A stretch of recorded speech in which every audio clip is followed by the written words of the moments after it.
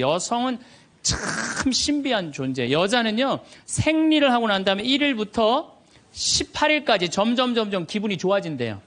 점점. 18일서부터 21일 사이까지는 기분이 최고래, 최고. 네. 최고인데 21일부터 기분이 나빠지기 시작해. 생리할 때 되면 완전히 그 여자가 아니야. 원래 생각했던 그 여자가 아니야. 완전히 새로운 완전히 짐승이 하나 나와갖고 이상한 행동을 하는 거예요. 그러니까 여자는 기분이 좋고 나쁘고 너무 분명해요. 좋을 때는 한없이 좋고 나쁠 때는 또 한없이 나쁜 경우가 있어요. PMT라고 이게 그 여자는 그 생리 전 긴장감이 있대요. 이 현상이 있어갖고 여자의 감정을 남자들이 내 마누라 난 도저히 이해가 안 돼. 이게 이 주기를 몰라서 그래요. 더욱이 여자가 한 18일에서 21일 사이는 기분이 얼마나 좋으냐면은 처녀 때도 이때 만약에 파티장에 가고 술을 먹는데 남자를 보면은요 모든 남자가 다 멋있게 보인대. 그래갖고 그냥 이때 그냥 술 먹고 호텔에 다음날 아침에 깨보면 어머머 내가 미쳤어 내가 왜 그랬지? 이런 일이 이때 벌어지는 거예요. 그래서 보통 보면은 이렇게 부부들 보면 너무 예쁜 여자하고 이상하게 생긴 남자가 부부로 사는 경우가 있어요. 이 경우는 18일에서 21일 사이에 만난 경우에 이 경우는 내가 뭐라 그러냐면 왜 시어머니를 미워하는데요? 뭐 내가 시집을 왔더니 그냥 손자하고 그냥 고모하고 그냥 남편만 하고 나는 그냥 완전 식모 취급하고 친정에도 못 가게 하고 그러면 안 되지. 그 시어머니 며느리한테 밥 얻어먹으면서 정신 나간 시어머니네. 그러면은 그 자매가 신이 나는 거지. 신이 그것뿐만 아니라 내가 혼수 살림 얼마나 구박을 많이 받았는지 몰라요. 그러면은 내가 이제 정말 늙으면 그거 정말 다 그래. 하여튼 자매님 참 그런 집에서 힘들게 산다 그러면 막 눈물 콧물 흘려가면서 시어머니 욕을 바가지로 해요. 그러면서 자매가 신부님 이렇게 시어머니 욕해도 되느냐고 걱정하지 말라고 여긴 비밀이 지켜지는 데니까 걱정하지 말라고.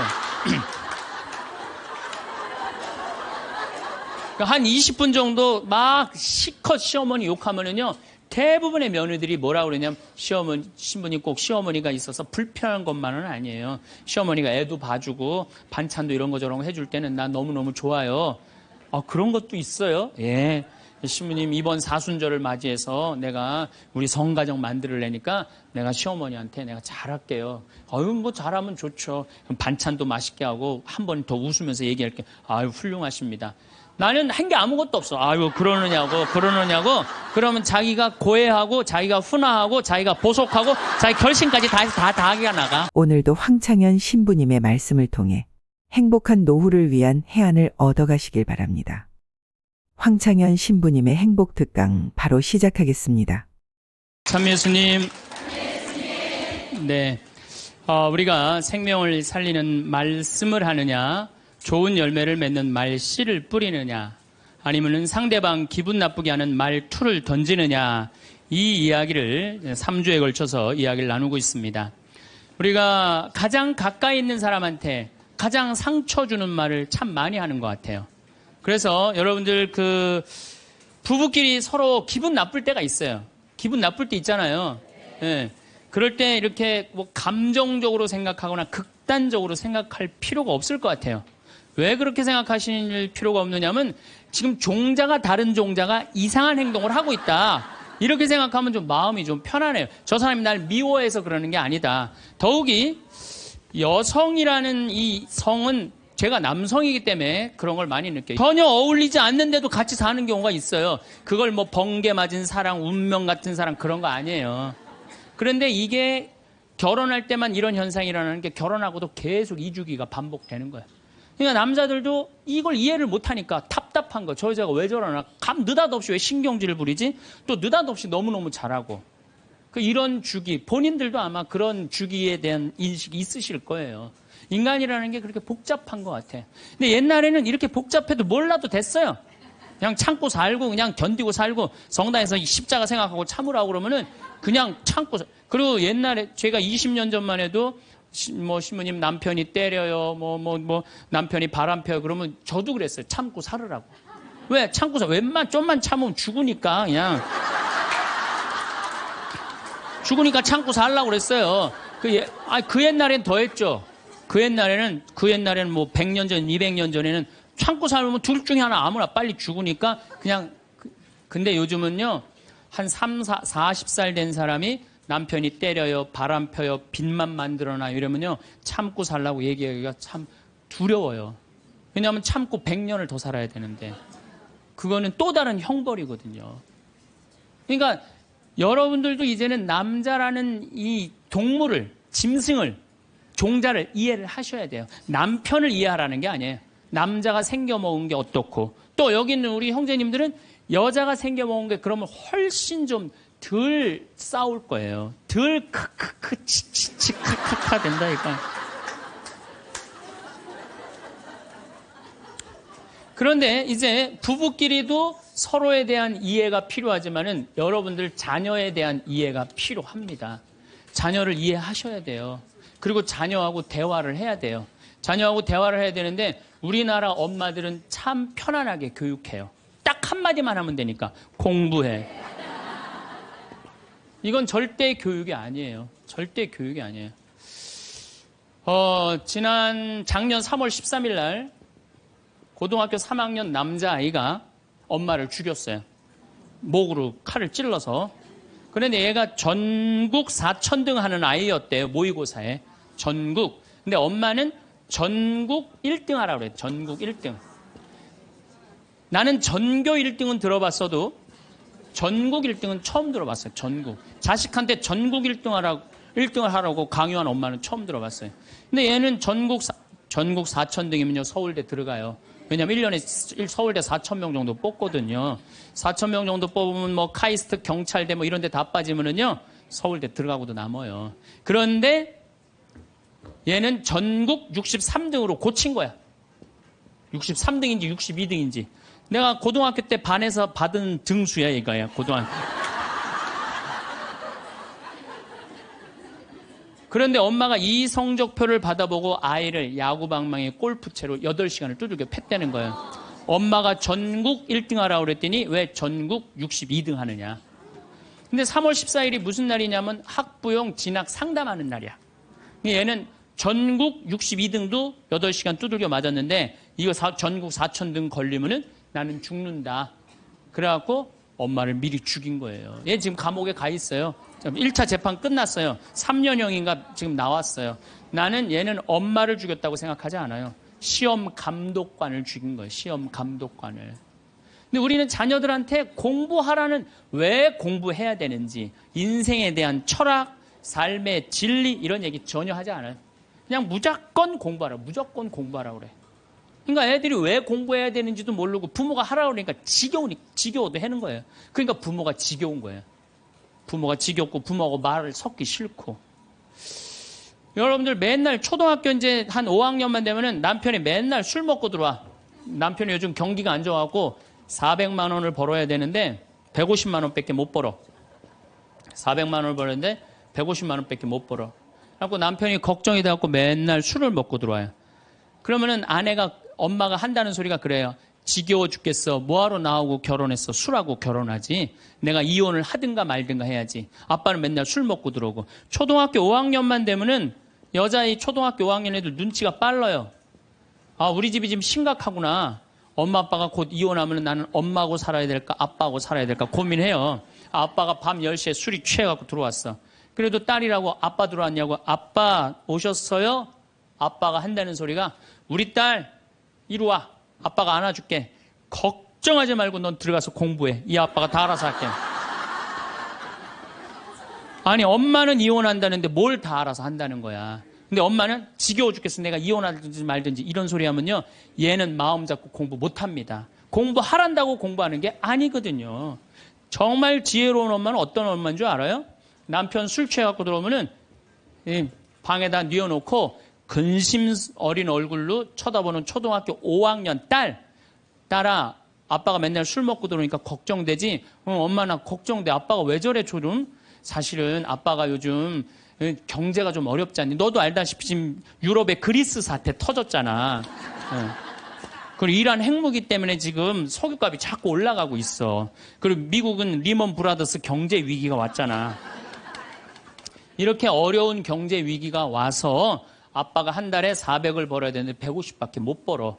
근데 너도 알다시피 우리 핸드폰 네 식구 쓰면은 20만 원이야. 그 다음에 전기세 10만 원이야. 그 다음에 아빠 차 운행하고 우리 버스 타고 전철 타고 다니는 거 30만 원이야. 우리가 라면만 먹고 살아도 60만 원이야. 네 학원비, 동생 학원비 50만 원 들어가. 그러고 난 다음에 우리 아파트 부금 100만 원 들어가. 한 달에 최소한 250은 있어야 되는데 150밖에 6개월 동안 아빠가 지금 이렇게 우리 집이 마이너스야. 그래서 아빠가 저렇게 근심 걱정이 돼서 저렇게 술을 먹고 들어오니 네가 좀 이해를 해줬으면 좋겠다. 이렇게 말하면요, 얘는 방에 들어가서 고민해요. 우리 집을 위해서 내가 도대체 뭘 해야 될까 고민해요. 그런데 우리는 자녀들한테 이런 얘기 일체하지 않아요. 일체하지 않고 너는 들어가서 뭐 하라고 그래? 공부하라고 그래. 그러니까 애들이 공부를 왜 해야 되는지 모르잖아요. 유대인들은요, 초등학교 1학년만 되면은 왜 우리가 이 초막절을 지내야 되는지, 왜 우리가 과월절을 지내야 되는지, 할머니, 할아버지는 어떻게 살았고, 엄마, 아빠는 어떻게 살았고, 다 얘기해줘요. 그러니까 우리나라 애들은, 이스라엘 애들은 초등학교 1학년 때부터 철드는 거예요. 우리 역사, 이런 역사 안에서 내가 살아가야 되는구나. 제가 지난 3월 달에 내가 이제 다음 겨울에 12월 달에 그 강의를 이제 말씀을 드릴 거예요. 3월 달에 이스라엘에 초청을 받아서 갔다 왔어요. 근데 마침 내가 그 사막 체험을 했는데 그때 이스라엘의 영재 아이들이 거기 왔었어요. 천재 아이들이죠. 근데 이스라엘은 고등학교 3학년 18살만 되면요, 무조건 군대 가야 돼요. 3년. 남자고 여자고 다 3년. 근데 걔네들이 전부 다 의대 합격한 애, 공군사관학교 합격한 애, 다 그런 애들이야. 그래서 내가 물어봤어요. 니네들은 18살만 되면은 군대를 간다는데 너희들 정말 군대 가고 싶느냐? 내가 물어봤는데 걔네 눈빛이 반짝반짝 그러면서 나는 이 나라를 위해서 가겠다는 거예요. 그리고 그냥 가는 것도 아니고 반드시 가고 난 기쁘게 가겠다는 거예요. 얘네들은 역사, 의식, 가정의식 다 있는 거야. 그러니까 우리나라 애들은 20년 동안 역사 얘기도 안 듣고 사람 살아가는 도리 얘기도 안 듣고 무조건 뭐만 하라고 그래? 공부만 하라고 그래. 제가 얼마 전에 내 친구의 친구가 세상을 떠났어요. 근데 그 세상 떠난 사람 여자예요. 근데 고등학교 2학년 딸이 있고 대학교 1학년 아들이 하나 있는 거야. 그런데 이 엄마가 딸을 깨워야지 딸은 일어나서 학교를 가는 거예요. 근데 10시가 됐는데 엄마가 안 깨운 거야. 엄마가 왜 나를 안 깨웠지? 10시가 됐는데 부엌에 가보니까 심장마비로 죽은 거예요. 심장마비로 죽었는데 아들이 이제 올라왔죠. 지방대학 다니면서. 아들이 올라왔는데 아들이 장례 때 하나 울질 않더래요. 우리 친구가 가서 보니까. 그리고 그냥 슬퍼하질 않더래요. 그런데 장례하는 날 아빠한테 그러더래요. 아빠, 나 내일 MT가 있는데 나 그거 꼭 가고 싶은데 나 어떻게 하면 좋으냐고. 나 내일 MT 가게 해달라고 그러더래요. 철이 안 들은 거죠. 그런데 여러분들, 얘가 철이 왜 없을까요? 누가 이렇게 철없이 키웠을까요? 부모가 철없이 키운 거예요. 뭐 하라고 그런 거야? 공부하라고 그러는 말 외에는 한 얘기가 없는 거예요. 공부하라는 얘기. 우리 집에 이 형제가 4형제. 근데 우리 둘째 형이 머리가 나빠요. IQ가 99에. 난 126인데. 근데 우리 둘째 형이 중학교 1학년 때 어느 날 갑자기 공부를 잘하는 거예요. 반에서 1, 2등을 하는 거예요. 그리고 좋은 고등학교 가고 좋은 대학 나와서 대기업 하고 요즘 아주 그냥 번듯한 회사의 사장이에요. 그래서 내가 3년 전에 형한테 물어봤어요. 형은 IQ가 자기 항상 그러니까 난 99밖에 안 된다고. 형은 IQ가 99밖에 안 되는데 왜 이렇게 공부를 잘하고 사회에서 이렇게 정말로 남들 부러워하는 자리까지 올라갔느냐고. 왜 IQ가 99밖에 안 되는데 왜 갑자기 공부를 잘하느냐고 내가 물어봤어요. 근데 형이 이런 말씀을 저한테 하더라고. 형이 신부님, 내가 중학교 1학년 때 아버지가 간 수술했어요. 큰 간 수술을 했어요.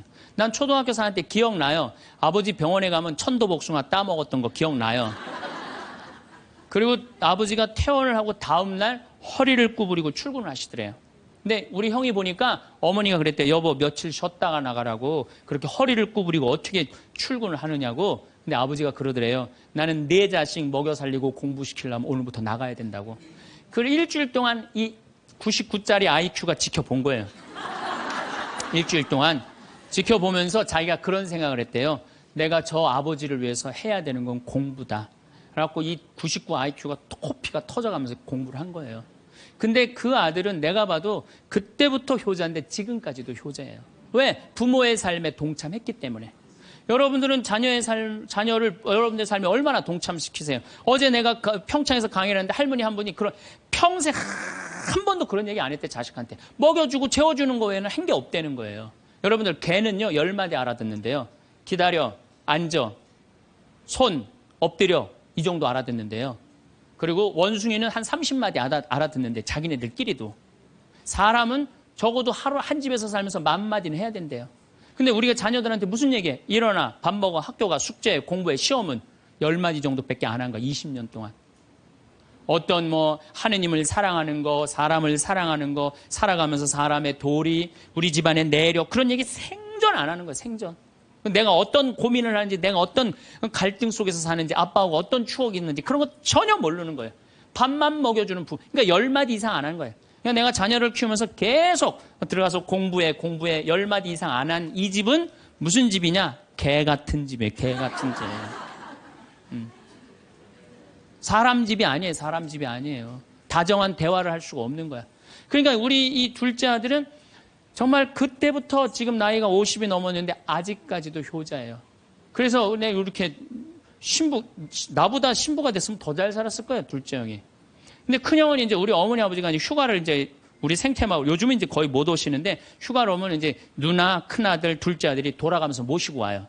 근데 이제 큰아들도 자기도 조그만 공장을 하는데 막 이제 바쁘니까 바쁜 와중에 어머니, 아버지 모시고 오는 거 아니에요.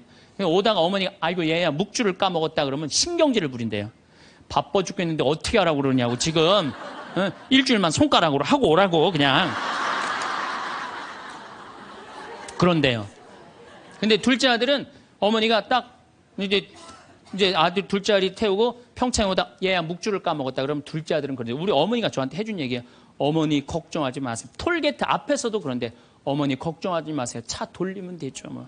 그리고 그 차를 돌려갖고 30분 동안 집에 가서 그 묵주를 찾아서 모셔다 드린다는 거예요. 그러니까 부모가 불편한 게 싫은 거야. 왜? 이 자식은 중학교 1학년 때부터 누구의 삶에 동참한 거야? 부모의 삶에 동참한 거야. 여러분들은 자녀들을 언제부터 삶에 동참시켰어요? 부모가 속이 썩는지 아빠가 힘든지 고통스러운지 그런 건 하나도 얘기 안 하잖아요. 그리고 너는 뭐만 하면 돼? 공부만 하면 되는 거야. 저는 요즘 우리 사회가 지금 굉장히 거칠다 그래요. 왕따, 그 다음에 학원 폭력, 성폭력, 굉장히 아주 충격적인 사건들이 많이 벌어지잖아요. 내가 보기에는 이거는 다 집안에서 교육이 말이 안 통해서 그래. 부모가 진리를 애들한테 알려줘야 될 거 아니야, 진리를. 근데 그런 얘기 생전 안 하는 거예요. 공부한다고 되는 일이 아니에요, 공부한다고.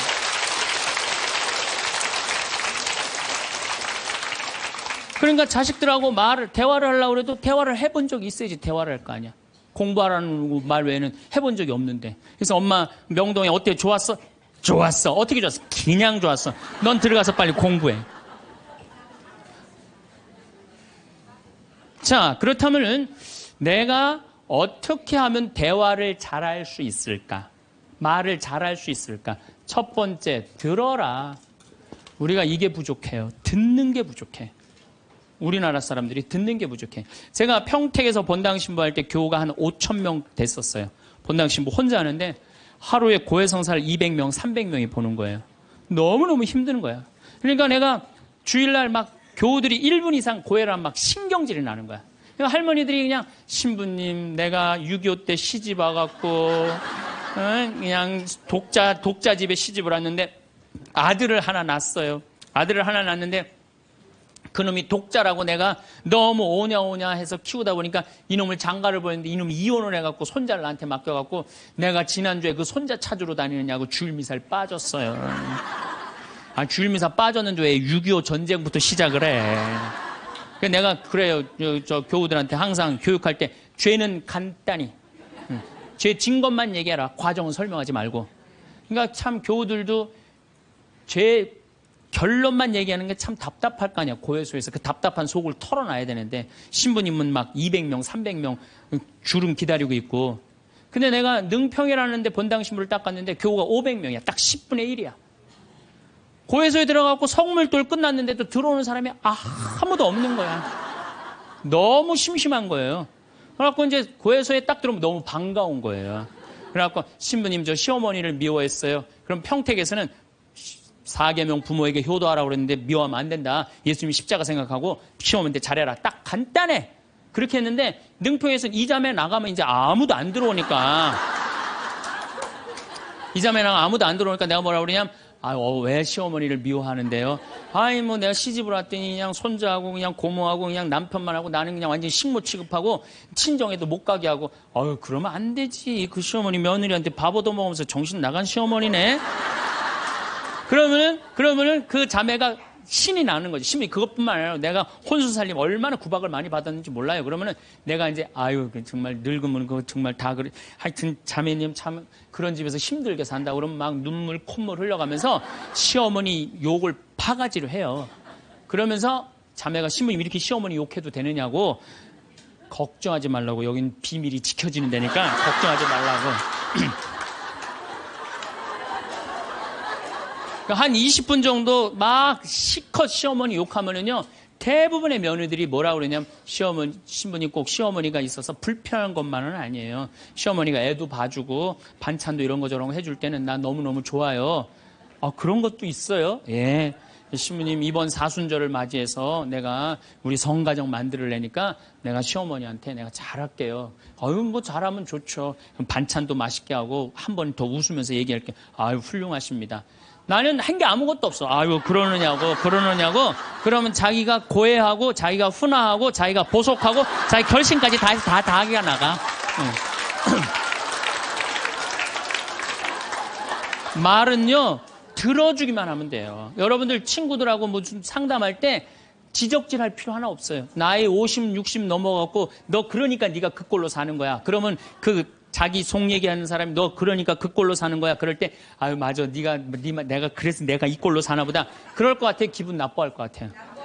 당연히 기분 나빠하죠. 당연히. 우리 집에 많은 그 중고등학교 학교 다니기 싫어하는 애들을 데리고 와요. 요즘 내가 바빠서 거의 상담을 못 하는데 데리고 오면은 얘가 학교를 안 간다는 거예요. 중학교 2학년, 3학년 애가 학교를 관두겠다는 거예요. 그러면 내가 많은 경우 상담을 하면은 거의 90%는 그랬던 것 같아요. 너 학교 많이 다니기 싫으니? 네, 다니기 싫어. 그럼 관둬. 뭐 다니기 힘들고. 신부님한테 다니라고 설득하러 데리고 왔는데 신부님이 뭐라 그래? 나는 이제 그렇게 마음 먹고 애가 오는 거예요. 저 엄마가 날 저기까지 데려간 거는 나를 학교를 다시 다니게 설득을 시키려고 저 신부를 만나게 해주는구나. 근데 내가 관둬. 뭐하러 다녀? 내가 엄마한테 자세히 얘기해 줄 테니까 너 관둬. 근데 왜 다니기 싫은데 이거 이유가 뭐야? 그럼 공부도 따라가기 힘들어. 그래, 맞아. 한번 따라지면 그거 못 따라가. 너 있잖아. 너는 머리로 살 놈이 아니라 내가 보기엔 몸으로 살 놈이다, 너. 너 우리 생태마을에 와갖고 농사나 져라. 그러면 이제 자기 친구 얘기, 부모한테 섭섭한 얘기 다 해요. 그럼 얼마나 힘들었겠니? 그거 너 수업 시간에 조는 이유가 있지. 이해를 해야지 알아서 볼 거 아니야. 이해도 안 되는데 눈 뜨고 쳐다보고 있는 거 쉽지 않지. 신이 그거 어떻게 알았냐. 다 내가 옛날에 해봐서 알아. 한 1시간 동안 얘 공감, 동감 해주고 고개만 끄덕여주면요. 얘네들이 거의 끝날 때 뭐라 그러는지 알아요? 신부님 그래도 아무리 생각해봐도 중학교는 졸업해야 될 것 같아요. 아니야. 중학교 졸업할 필요 없어. 나중에 네가 철 들으면 졸업해도 돼. 자퇴 그냥 하는 걸로 하자. 아니에요, 신부님. 중학교 졸업하는 게 나을 것 같아. 그래? 그러면 가서 한번 다녀봐. 다니다 힘들면은 꼭 나한테 얘기하면 내가 꼭 엄마한테 얘기해 줄게. 그래서 중학교, 고등학교, 대학 졸업한 애들 많아요. 아직도 연락하는 애들이 많아요. 신부님 감사하다고. 그러면 내가 아이하고 면담할 때 엄마들이 나한테 이렇게 신부님 무슨 얘기 했느냐는 거예요. 무슨 얘기? 난 한 얘기 아무것도 없어요. 그냥 고개만 끄덕여 준 거예요. 그런데 여러분들은 자녀들한테 대화할 때 뭐를 얘기해요? 조금만 고생하면 너 괜찮을 텐데 왜 그 고생을 안 하느냐? 너 저 2년, 3년만 지나면 대학 들어가면 너 마음대로 할 텐데 너 공부해. 걔는 지금 지옥 같은데. 그러니까 강요하는 거야. 대화가 아니야. 대화가. 그러니까 안 되는 거예요. 인도에는요. 대화를 하면은요, 이호덕 선생님이라고 글 우리말 쓰기 아주 돌아가셨는데 책 잘 쓰는 분 계셔요. 그분 책에 그런 내용이 나와요. 인도에 여행을 하는데 사람들이 대화를 하면서 그러더래요. 아차 그러더래요. 아차. 얘네들이 우리나라처럼 뭐 물건 까먹어 아차 그러나 그랬대요. 근데 학교 수업에 갔는데 애들이 선생님을 보고 아차 그러더래요. 그래서 그게 무슨 뜻이냐 그러니까 내가 지금 네 이야기를 들어주고 있으니까 네 말이 맞다라는 뜻으로 내가 아차 해주는 거. 네 말이 사람이 지금도 고개를 끄덕이는 분들 그게 참 중요해요. 고개를 끄덕이는 게 중요한 거예요. 그래서 나는 이렇게 교우들이 상담 오거나 우리 신부들이 가끔 상담 올 때도 있어요. 특히 신부들이 상담 올 때는 내가 거의 말 안 해요. 자기네들 다 하니까 고개만 끄덕여 주는 거예요. 고개만. 그럼 뭐 관두겠다 뭐 이런 신부들도 그냥 계속 고개만 끄덕여 주는 거예요. 한 3시간, 4시간 계속. 그러면 3시간, 4시간 정도 이제 가겠다고 일어나잖아요? 그럼 내가 못 일어나요. 너무 흔들어갖고 어지러워서. 그런데 놀랍게도 답을 찾아가는 신부들이 많아요. 답을 찾아가서 사제로 잘 살아요. 내가 여러분들 나이 30, 40 넘어서 답 모르는 사람이 있어요. 인생에 답 모르는 사람이 있어요. 근데 내가 지금 저 사람한테 내 얘기를 하는 건 이 답답한 속을 좀 알아달라는 얘기예요. 그러니까 여러분들 대화의 기본은 판단하지 않고 들어주는 거예요. 판단하지 않고 그냥 그 사람 마음에 공감해 주는 거예요. 두 번째, 내가 대화 다 잘하고 싶다. 이기려 하지 마라. 우리가 이 대화에 이게 뭐예요? 이 쥐래. 이기려고. 말하면 내가 꼭 저 사람을 설득해서 이기려고 그래. 근데 여러분들 설득이 돼요? 안 돼요. 내 남편도 설득이 안 되는데. 그렇죠? 내 자식도 설득이 안 되는데 남이 설득이 되겠어요? 그러니까 종교 얘기, 정치 얘기, 이데올로기 얘기 이런 얘기는 하는 게 아니에요. 근데 그냥 꼭 내가 어디 강의 가면 제일 당황스러운 게 그거야. 신부님 이번에 대통령 어떻게 될까? 신부님 박근혜에 대해서 어떻게 생각하느냐고. 이거 미치는 거예요. 이 사람이 전라도 사람인지 경상도 사람인지 아니면 이 사람이 페미니스트인지 아니면 남성 우월주의인지 모르잖아요. 그러니까 그런 정치 얘기를 끊을 때 싸움이 일어나게 돼 있는 거예요. 그리고 그건 설득이 안 돼요. 사람은요, 안 변합니다. 웬만하면 안 변해요. 변하기가 쉽지가 않아요. 여기 계시면 여러분도 변할 것 같아요? 변하기 쉽지 않아요. 이스라엘 백성이 400년 동안 이집트에서 종살이 했어요. 그리고 이제 이스라엘에 딱 들어가려고 그러는데 딱 걸렸어요. 왜? 하느님이 가만히 보니까 종살이 하던 습관을 못 버리는 거야. 계속 불평하고 자기 스스로 뭘 해나가야 되는데 하느님이 고민을 하다가 얘네들은 안 바뀌겠다. 400년 동안 이 몸에 배갖고 그래서 이제 이집트는 떠나왔으니까 어떻게 40년 동안 보름이면 가요. 그 이집트에서부터 이스라엘까지 보름이면 가는 거리인데 40년을 떠돌아다니면서 그 노예살이에 몸에 뱉던 사람을 다 죽여요. 그리고 완전히 새로운 사람만 다 들어가요. 다시 태어난 사람만. 그렇게 안 변하는 게 그러니까 40년 동안 단련 기간을 주는 거예요. 또 예수님도 부활해 갖고 왔는데 사람들 변했어요? 안 변했어요. 변한 사람 없어요. 12 제자만 변하고 그런 거지. 사람은 안 변해. 근데 여러분들이 너 이렇게 살아 그런다고 살아요 그 사람이? 그러니까 대화할 때 싸워서 이길 수가 없어요. 싸워서 이기려 하지도 말고. 제가 이렇게 평화방송에 이제 요즘 방송이 계속 나가잖아요. 한 번만 내보냈으면 좋았을 걸. 뭘 그렇게 계속 내보내. 아주 괴로워 죽겠어요 저는. 방송에 똑같은 강의 내용 계속 그래서 이거 녹화하는 거예요. 똑같은 거 너무 내보내지 말고 새 거 내보내라고 내가 지금 녹화하는 거예요.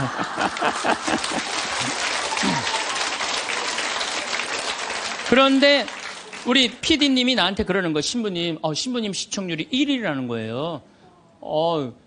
정말 기분이 좋더라고요. 그리고 이제 평화방송 다시 보기에도 보면은 댓글이 고맙다 막 쫙 올라와 있어요. 자긴 종교가 다른데도 내 걸 본대요. 그런 분들도 많아. 그런데 딱 한 사람이 천주교 성직자 맞음 이렇게 썼어요.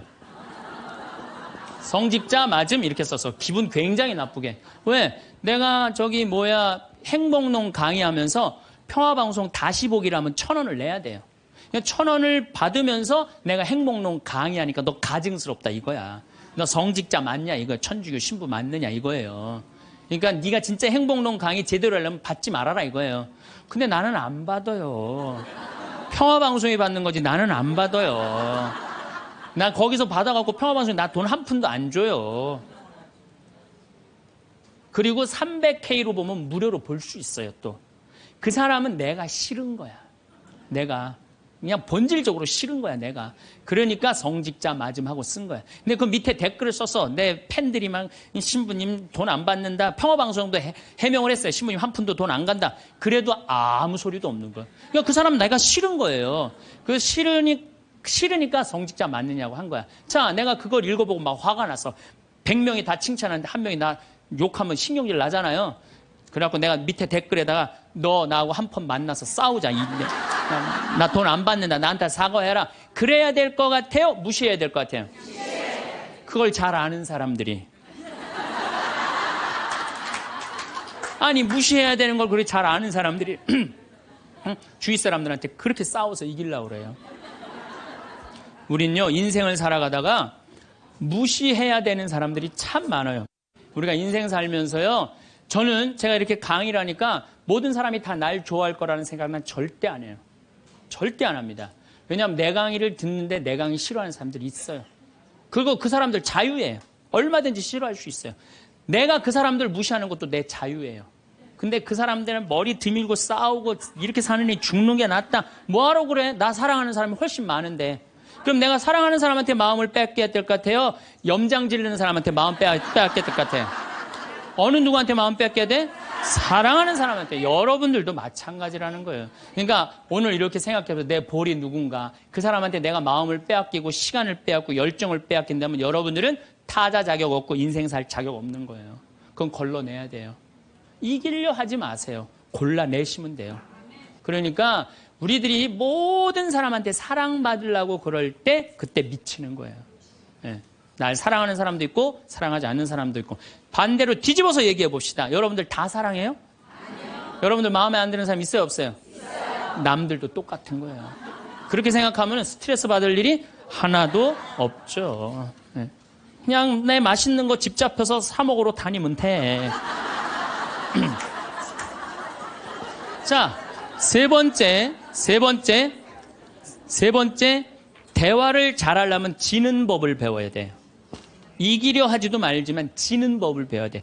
여러분들 우리가 살아가면서 이걸 대한민국이 못해요.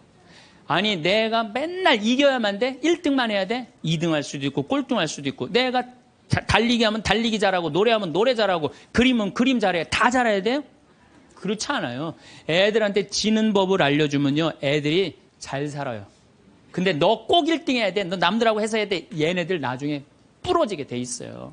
지는 법을 가르쳐. 제가 이제 호주에 이제 강의 갔다가 우리 생태마을에 여름에 환경 교육을 해요. 아이들이 한 300명 정도 왔어요. 주일미사 이제 딱 토요일 날 들어와고 주일미사를 딱 하는데 300명이 앉아서 미사를 하더라고요.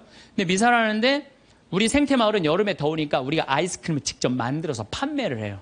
애들. 그러니까 애들이 이제 뭐 아이스크림 사 먹는 재미로 그냥 왔다 갔다 하잖아요. 근데 이제 이 300명이 주일날인데도 불구하고 아이스크림 사 먹느냐고 돈을 다 써버린 거야.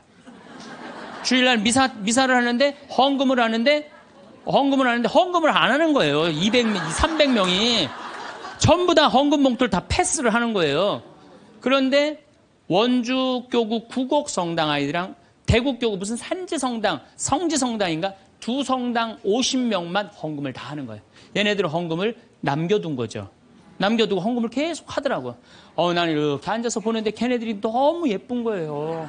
그 먹고 싶은 아이스크림을 안 먹고 헌금을 하니 얼마나 예뻐요. 하느님 생각을 가만히 해봐서 하느님이 쟤네들이 얼마나 예쁠까. 감사하다고 헌금을 바치니. 그래서 내가 이제 공지사항 때 너희들은 아이스크림도 안 사 먹고 이렇게 헌금을 하니 너무 기특하다. 너희들 신부님이 아이스크림 교환권 2,000원이거든요. 이거 하나씩 다 선물로 줄게. 다 선물로 줬어요. 선물로 줬는데 250명이 뭐라 그러냐면 이러는 거예요. 자기네들은 못 받는다 이거야. 얘네들은 헌금을 해갖고 내가 선물로 주고 싶었는데 250명은 싫은 거예요. 근데 제가요 신부 생활 20년 하면서 뭐 성당에서 뭐 프로그램 할 때 상 줄 때요 박수 치는 경우를 본 적이 없어요. 전부 애들이 다 그래요. 내가 1등 아니면 다 싫은 거예요. 그러니까 지는 법을 안 가르치는 거죠. 축하해 줄 일 아니에요? 쟤네들 헌금 내갖고 저렇게 좋은 선물을 받는구나. 박수 쳐줄 일 아니에요? 그래갖고 내가 열받아갖고 생명을 살리는 말씀, 내 CD죠. 15,000원짜리. 이번 확 뛰었어. 15,000원짜리. 이거 니네들 엄마한테 다 갖다 줘, 엄마 아빠한테. 뭐라고 갖다 주냐면 내가 헌금 냈더니 신부님이 선물 줘서 엄마 아빠한테 갖다 주라 그래요. 이 집은 뭐가 되는 집이야, 이 집들은. 그랬는데 못 받는 애들이 더 크게 그러더라고요. 그래서 내가 한마디 했어. 니네들은 하느님한테 바치는 거 아무것도 없이 그냥 받으려고 그래? 얘네들은 먹고 싶은 거 안 사 먹고 바친 거야. 남이 잘 되는 꼴을 못 봐요. 우리나라 지금 분위기가 그래요. 난 요즘 이 선거철 보면서 정말 가슴 아파. 머리 꼭대기부터 지는 법을 못 봐요. 자기가 떨어지면 무슨 욕을 해서라도 핥혀내야 돼. 받아들이질 못해. 그러니까 머리 꼭대기부터 밑에까지 지는 법을 안 가르치니까 우리 사회가 무슨 뭐 타협이 없어요. 죽기 아니면 까무러치기야. 한 발 양보하는 게 없어. 그래서 대화가 말이 안 통하는 거야. 지는 법을 안 가르치니까. 네 번째, 한쪽 말만 듣고 판단하면 바보 되기 쉽다. 이게 특별히 우리 교회에서 그래요. 한쪽 말만 듣고 판단하는 경우 너무 많아요. 그렇죠? 내가 막 신부됐을 때 우리 자매들이 신부님 나는 남편이 때리고 바람피고 술 먹고 저 빚지고 너무너무 불쌍하더라고요.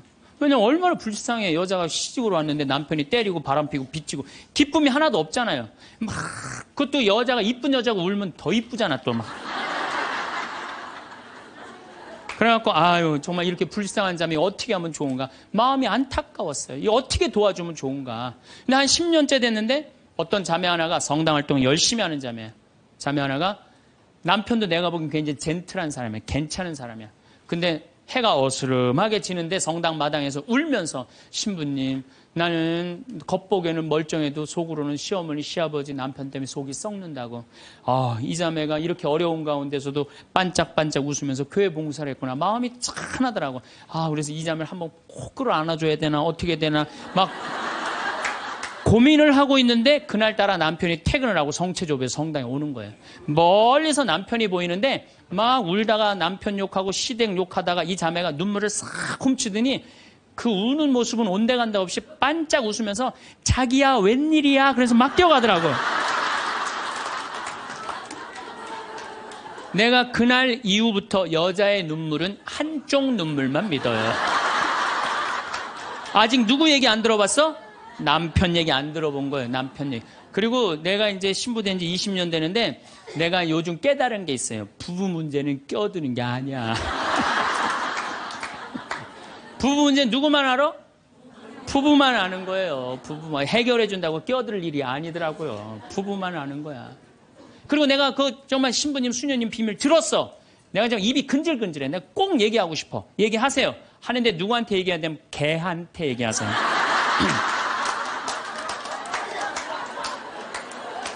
걔한테 얘기하세요.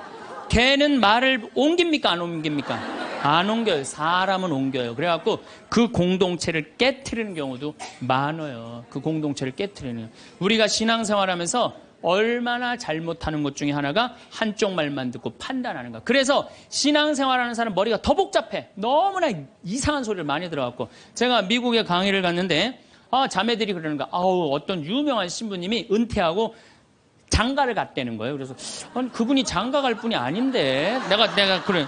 근데 또 갔는데 또 이번엔 또 다른 대학 유명한 교수 신부님이 은퇴해갖고 장가를 갔다는 거예요. 둘 다 장가를 갔다는 거예요. 여자를 알기를 돌같이 보던 분들인데. 그래서 나는 속으로 아니 그분들이 은퇴할 분 장가 갈 분들이 아닌데. 그래갖고 내가 이번에 1년이 지나고 난 다음에 동창 신부들 모여갖고 야 나 미국에 가고 이런 얘기를 들었다. 그랬더니 한 동창 신부가 그런 얘기를 무슨 소리야. 지난주에 나하고 같이 미사 봉헌하고 신부님이 성서 강의했는데.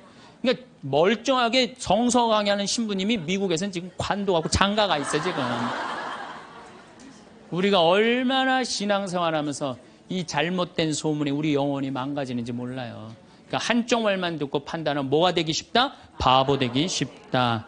다섯 번째,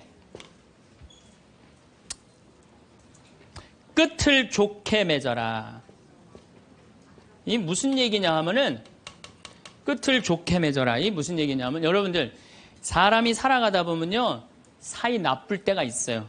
친한 친구인데 결국은 재산 문제 때문에 법원까지 가갖고 법원에서 재산 주고받고 이게 끝났어. 헤어질 때 뭐라고 헤어져요? 야 우리가 그래도 30년 동안 친구인데 이렇게 좋지 않은 일로 법원까지 왔는데 이렇게 결정이 났으니 너 다음에 어딜 가도 행복하게 살았으면 좋겠다. 다음에 볼 때 우리 웃으면서 만나자. 이렇게 헤어져야 돼요. 아무리 속이 뒤집어져도. 근데 우리는 뭐라고 헤어져요? 너 밤길 조심해. 내가 언젠가 너 가만히 안 놔둘 거야. 이거는요 정말 어리석은 거예요. 또 어떤 사람이 맨날 술 먹고 막 바람 피다가 죽었어. 50살에. 그 집 애 때리고 부인 때리던 사람이 죽었어. 이제 초상집에 가갖고 위로해 준다고 그렇게 술 먹고 바람 피고 애들 때리더니 잘 죽었다. 니네들 고생 끝났다. 니네들끼리 행복하게 살아라. 이렇게 말한다고 그 자식이 행복해 할 것 같아요? 그래도 자기 아버지인데. 이렇게 말해야 돼요. 그래도 네 아버지가 이 시대의 풍류를 알던 사람인데 너무 안타깝다. 얼마나 멋있는 사람이었는데 정말 마음이 아프다. 아버지 좋은 데 가시게 이제 정말 저 세상에서는 정말 아무 거침없이 행복하게 살 수 있도록 우리 기도해주고 축복해주자. 그럼 너희들은 정말 행복하게 살았으면 좋겠다. 아다르고 어달아요. 아다르고 어달라요. 나는 정말로 2000년 동안 말 진짜 못하는 놈 한 놈 알고 있어요. 이놈이 어떤 놈이냐면 십자가 왼편에 매달린 이 왼편의 강도, 진짜 말 못하는 놈이에요. 이놈이 이제 십자가에 못 박혀 죽을, 자기도 괴롭고 아프기 힘들겠지. 그렇지만 그렇게 말하면 안 되지. 가운데 구세주라는 분한테 뭐라 그래? 네가 무슨 구세주냐? 네가 진짜 구세주면 너도 살리고 나도 살려봐라. 너 구세주도 아니다 이거예요. 그러니까 예수님도 지금 십자가에 못 박혀가고 아파 죽겠는데 이놈이 이상한 소리 하니까 대꾸를 해요 안 해요? 대꾸를 안 해요. 근데 난 2000년 역사상 진짜 말 잘하는 사람 한 사람 알고 있어요. 이게 누구야? 오른편에 있는 강도예요. 오른편에 있는 강도가 뭐라 그래? 야 이놈아, 너하고 나하고는 죽어도 싸. 근데 이분은 가난하고 병든 사람 전부 다 함께하고 병 고쳐주고 함께했던 분인데 네가 무슨 자격이 있어 그런 말을 해? 그래 한마디 더 해. 주 예수님 마지막 날 저를 기억해 주십시오. 그러니까 왼편에 있는 놈한테는 대꾸도 안 하던 예수님이 가상칠언이라고 십자가에서 7가지 중요한 말을 해요. 다 이루었다. 엘리엘리네마 사박타니, 이 몸이 당신의 보십시오, 당신의 아들입니다. 뭐 목마르다 이런 얘기 하잖아요. 그런데 이 오른편의 강도한테 너야말로 오늘 나와 함께 진정으로 낙원에 들 것이다. 막판에 말 한 번 잘한 바람에 천당 입장 1호 고객.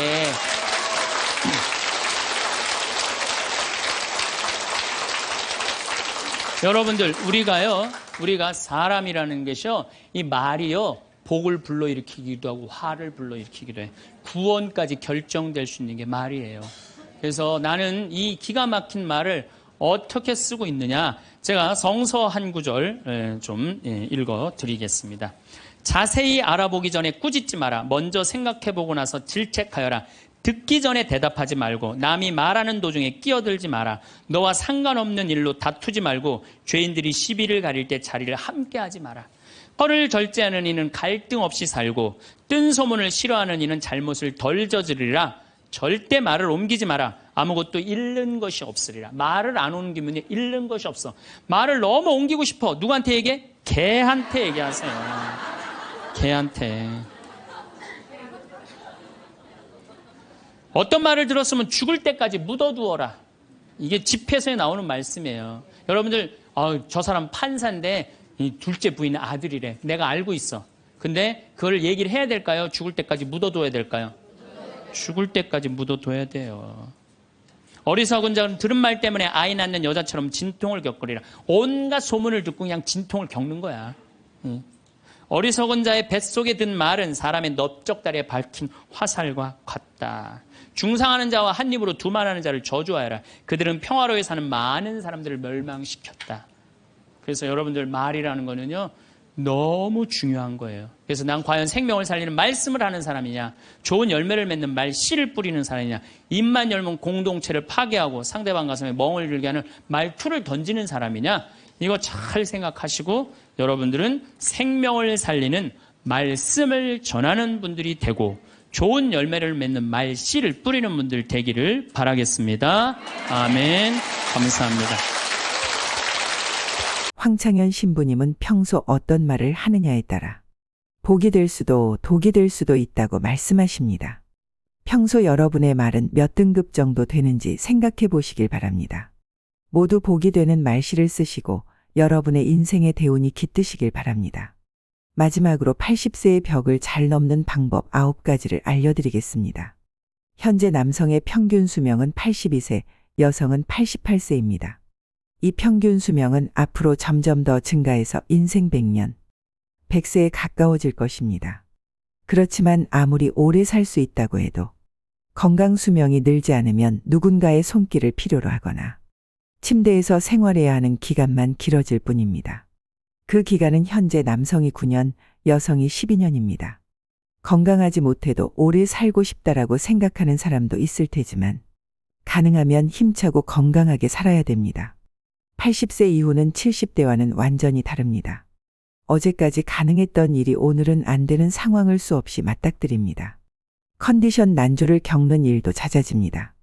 무거워서 드는 것조차 못하게 되는 암담한 순간을 맞게 되는 나이입니다. 또 치매인가라는 생각에 자신감을 잃는 일도 있을 겁니다. 리모컨을 어디에 뒀는지 기억조차 없는 황당한 상황을 자주 겪기도 하는데요.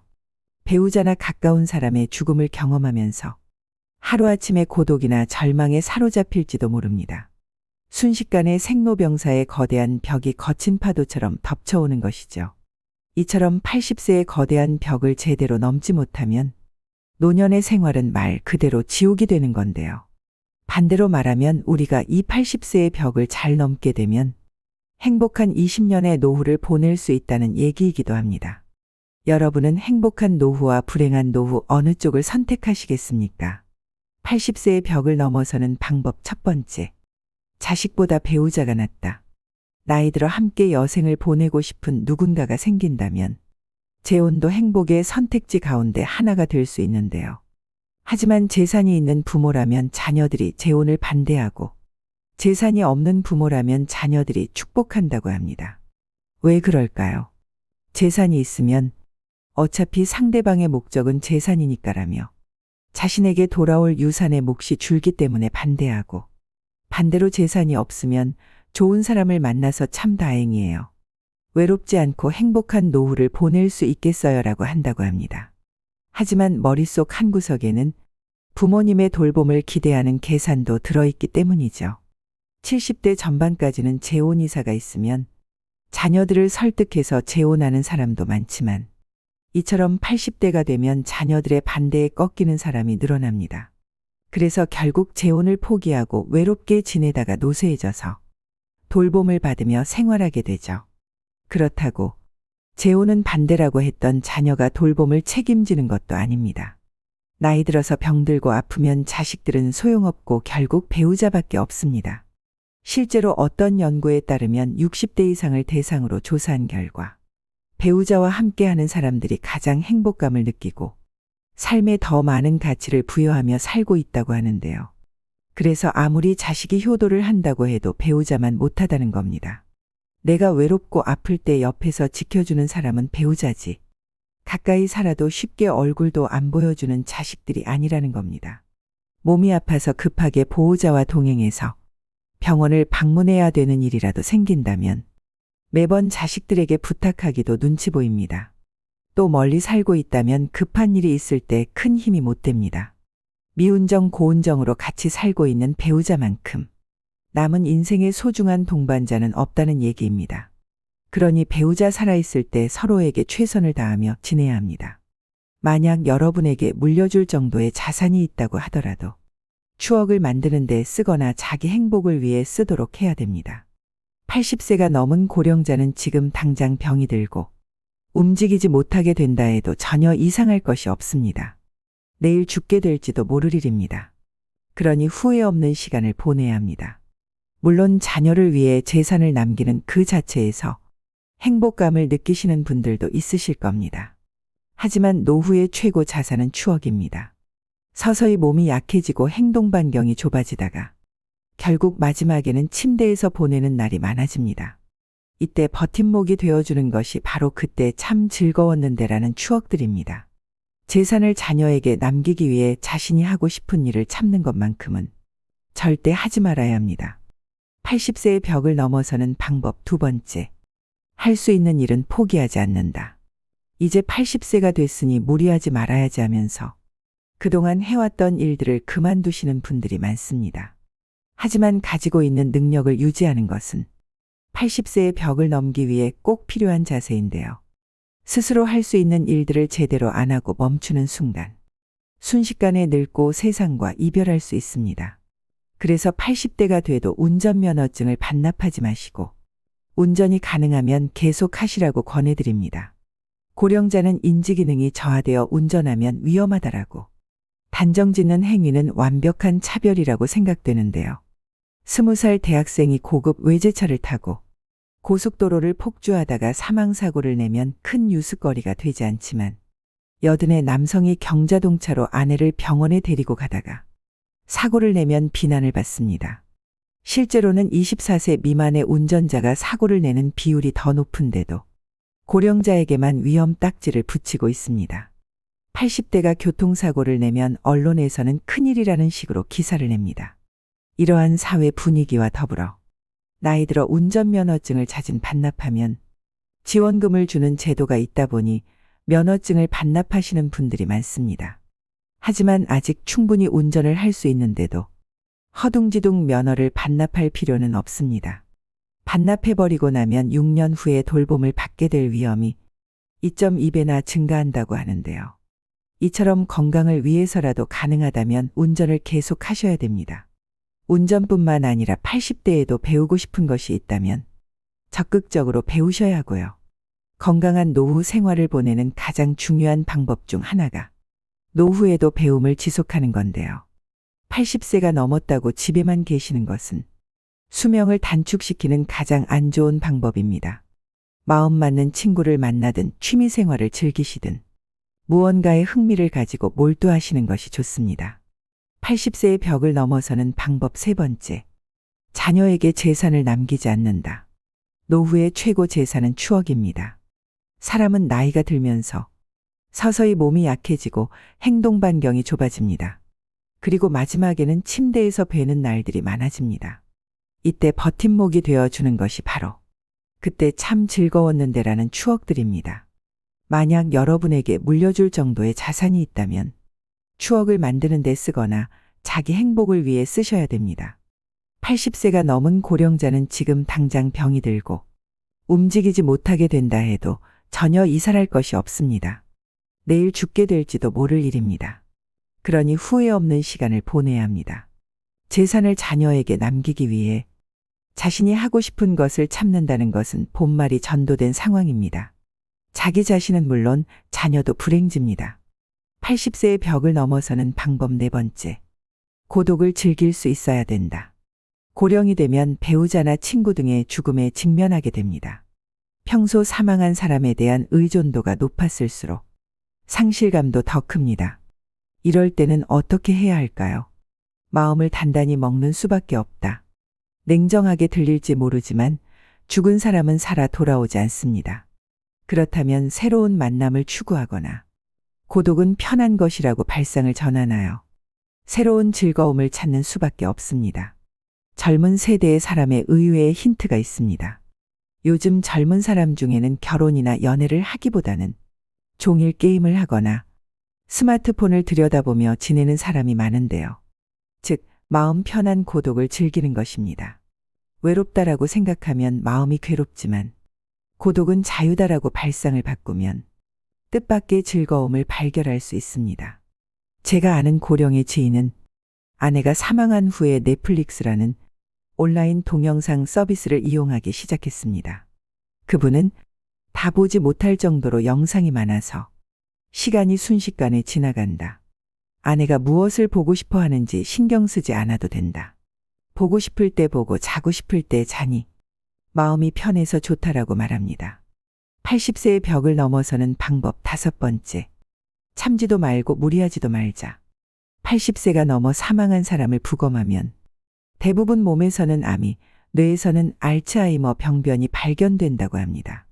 하지만 생전에 이러한 사실을 몰랐던 사람도 적지 않습니다. 나이가 들면 몸에 여러 개의 병의 씨앗을 지니고 살아갈 수밖에 없습니다. 병의 씨앗이 언제 싹을 틔울지는 아무도 알 수 없는데요. 오늘은 건강하다가도 노년에는 당장 내일 환자가 되기도 하고 눈을 떼지 못할 수도 있습니다. 그렇기 때문에 80세가 넘으면 현실을 그대로 받아들이고 내일 당장 생이 끝난다 해도 후회가 남지 않는 시간을 보내시는 것이 가장 중요한데요. 80 이후 참거나 무리하지 않기는 후회 없는 노후를 만드는 가장 중요한 방법입니다. 저희 어머니는 맵고 짠 자극적인 음식을 좋아하시는데요. 건강을 생각해서 제발 드시지 말라고 잔소리를 많이 하는데 그때마다 먹고 싶은 걸 먹지 못하시니 스트레스를 많이 받으시더라고요. 이렇게 건강을 위한다는 명분으로 나이가 들어서도 먹고 싶은 음식을 참는 사람이 많습니다.